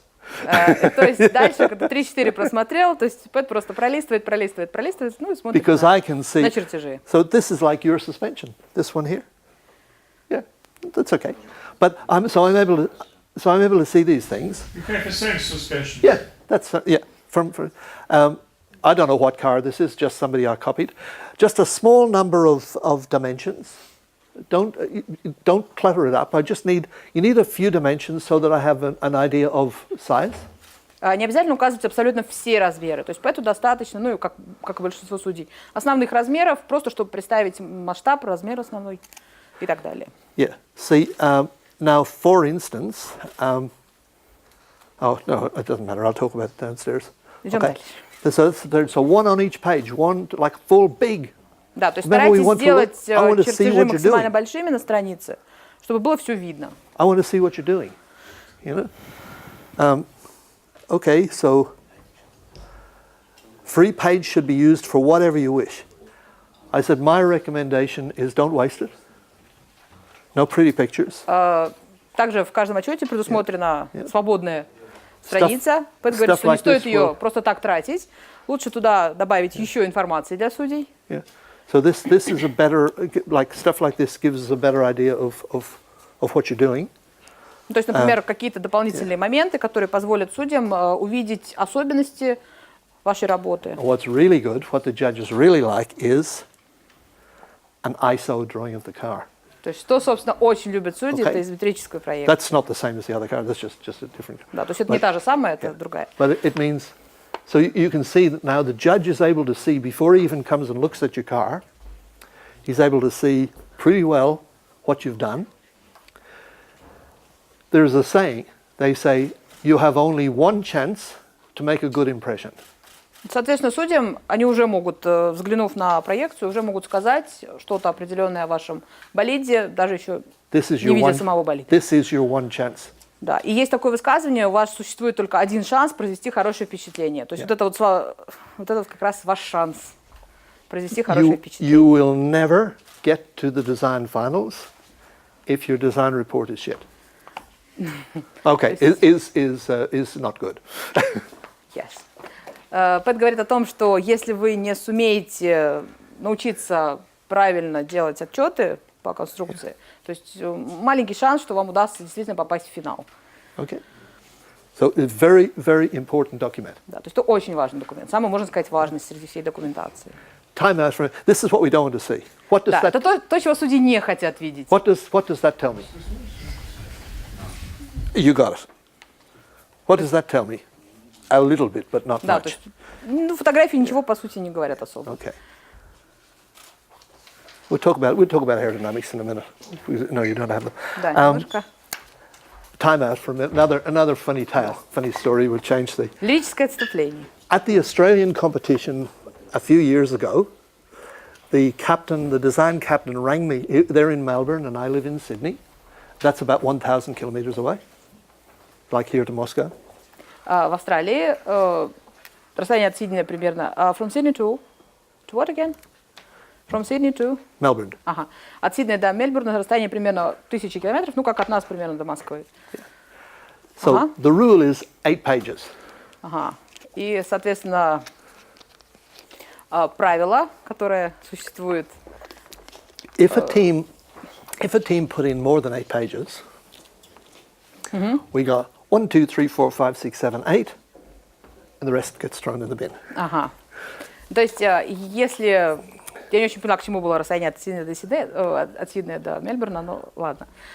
И Пэт говорит, что существует правило для дизайнеров, судей по дизайну, что если отчет больше, чем требуется, они просто лишние страницы отчитывают и выбрасывают. Yeah, okay. So 8 pages. Now, he said a team from Malaysia had submitted a too big design report. И одна команда из Малайзии однажды подала очень большой отчет. And I said, well, easy. You count the first 8, throw the rest in the bin. И Пэт решил проблему очень легко. То есть он отрезал, можно сказать, часть отчета, просто все остальное выбросил. He said, I can't do this. А друг отвечает, что я такое не могу сделать. I said, why? He said, because it is 480 pages long. И на что друг ответил, когда Пэт спросил, почему тот не может так же поступить с этим отчетом, друг ответил, что он почти 500 страниц. I said, that's easy, just do 8 pages. He said, but hang on, the first page is blank. The next page acknowledges Allah. The next page acknowledges the government of Malaysia. And the next page acknowledges the government of Australia. And the next page acknowledges the university that they come from. And the next page thanks the dean and the rector and whatever. And the next page thanks the Society of Automotive Engineers for running the... So about 20 pages.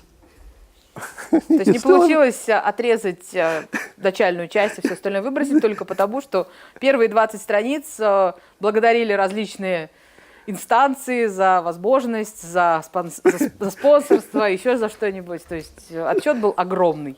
So I said to him, email it to me and I'll have a look. И Пэт попросил, чтобы его переслали на электронную почту, ну просто чтобы просмотреть, где этот важный кусочек. Good, And then I start, and I see plagiarism. Plagiarism, you know this word? Not really. Copy. Copied okay. stuff, just copied from cut and paste. Okay. Yeah. И когда Пэт просмотрел отчет, он увидел очень много одного и того же, скопированного в нескольких. So what happens in Russia if, when you write your thesis, if you just copy other things and just put it in the thesis? And It's illegal. And you get expelled. Punished, Yes. Yes. Пэт спрашивает, говорит, что происходит, если вы просто сдираете кусочки из других работ, например, когда пишете курсовые или дипломные. So this team, they had copied and pasted from the internet, hadn't changed the font or anything, just copied and pasted. Вот эта вот команда, которая подала огромный отчет, они просто с интернета набрали различных кусочков информации, даже не поменяли шрифт, не привели ни в какое единство. То есть как было, так и оставили. And do you know how I know that it was definitely copied? И Пэт спрашивает, как вы думаете, как я догадался, что он был 100% скопирован? Because I wrote some of it. Потому что часть из этого отчета писал он сам. So, but the sad part was, so the penalty was that they would be excluded from the design event. Ага. Oh, И- sorry.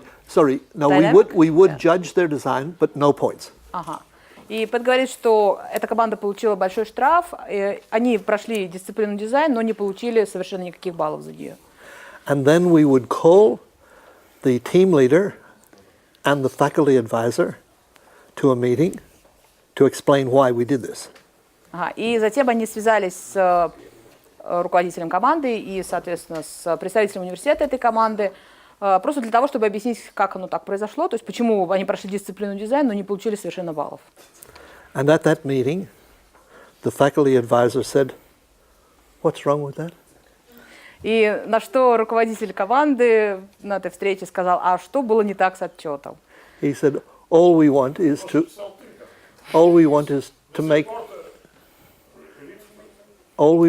make sure that the students did the research.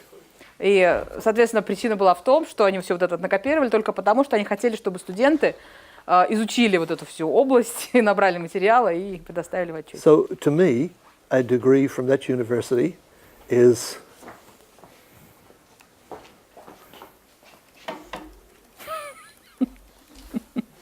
То есть для Пэта степень диплома этого университета примерно приравнивается вот к the этому. diploma.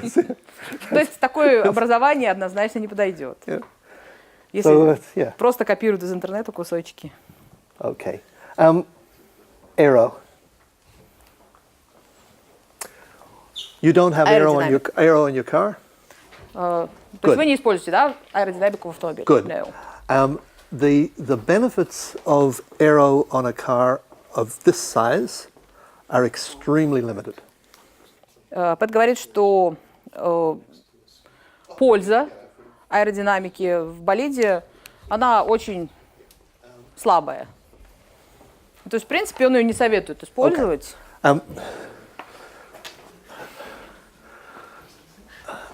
A Formula SAE car, Formula student car, is not big enough, has not got enough area to generate enough downforce to make it worthwhile, unless you're looking for that last 1% or 2%.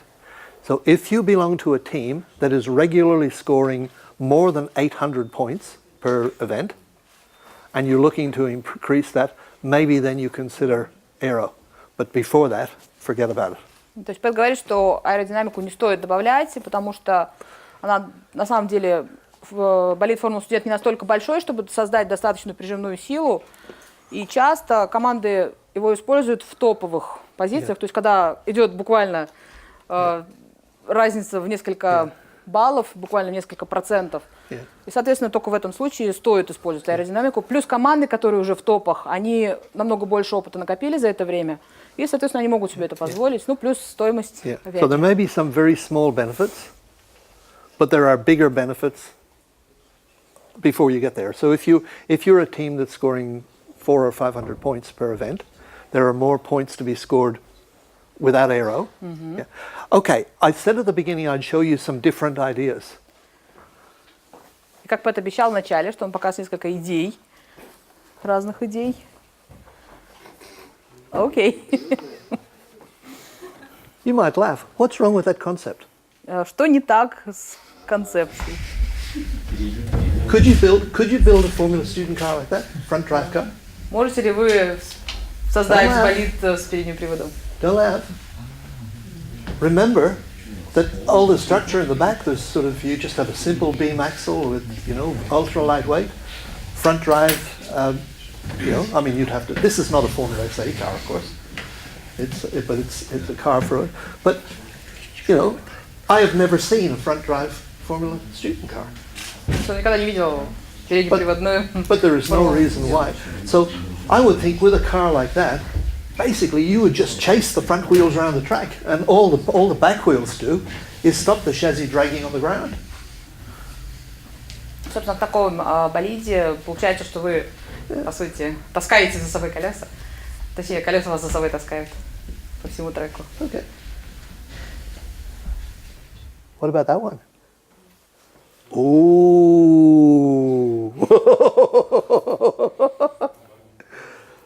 Low polar moment of inertia?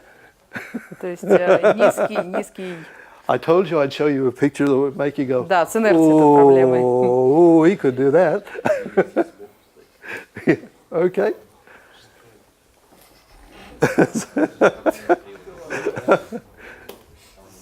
Okay. We have seen some cars like that over the years. То есть за много лет такие встречаются периодически до сих пор. Yeah, so brought the driver's legs from out here back to there, brought the engine from back there down to here, centralized the mass. То есть если передвинуть тяжелые элементы, то Could you build a Formula student car like that? Можете ли вы такое построить? Yeah, okay. Have a look at this. That's actually a little car that Honda made, a project car. And it's also got the engine, single-cylinder engine beside the driver. That was not a Formula car either. It's just a little car they made for a... То есть это маленький болид, который сделал Honda, но она, в принципе, не гоночная, просто как проект. But again, very low polar moment of inertia, a very good fighter plane. То есть в этом болиде, в принципе, очень хороший момент инерции, то есть очень маневренный. There's the plan. The engine, radiator in front, engine beside the driver, chain drive into the differential. Двигателем in front, перед водителем, It's рядом с водителем. asymmetric, so it's different one side to the other. So Отличается тем, что, вы видите, да, асимметрию. Driver's not in the middle of the car. He's running after the car. There's no rule that says you could be in the middle of the car. So what I'm trying to show you is instances of looking outside the square. There are other answers. То есть что пытается показать Пэт? Как раз вот 9 точек квадрат. То есть очень полезно думать за пределами рамок. That's all, folks. Да. Все, на этом все. Большое спасибо за внимание.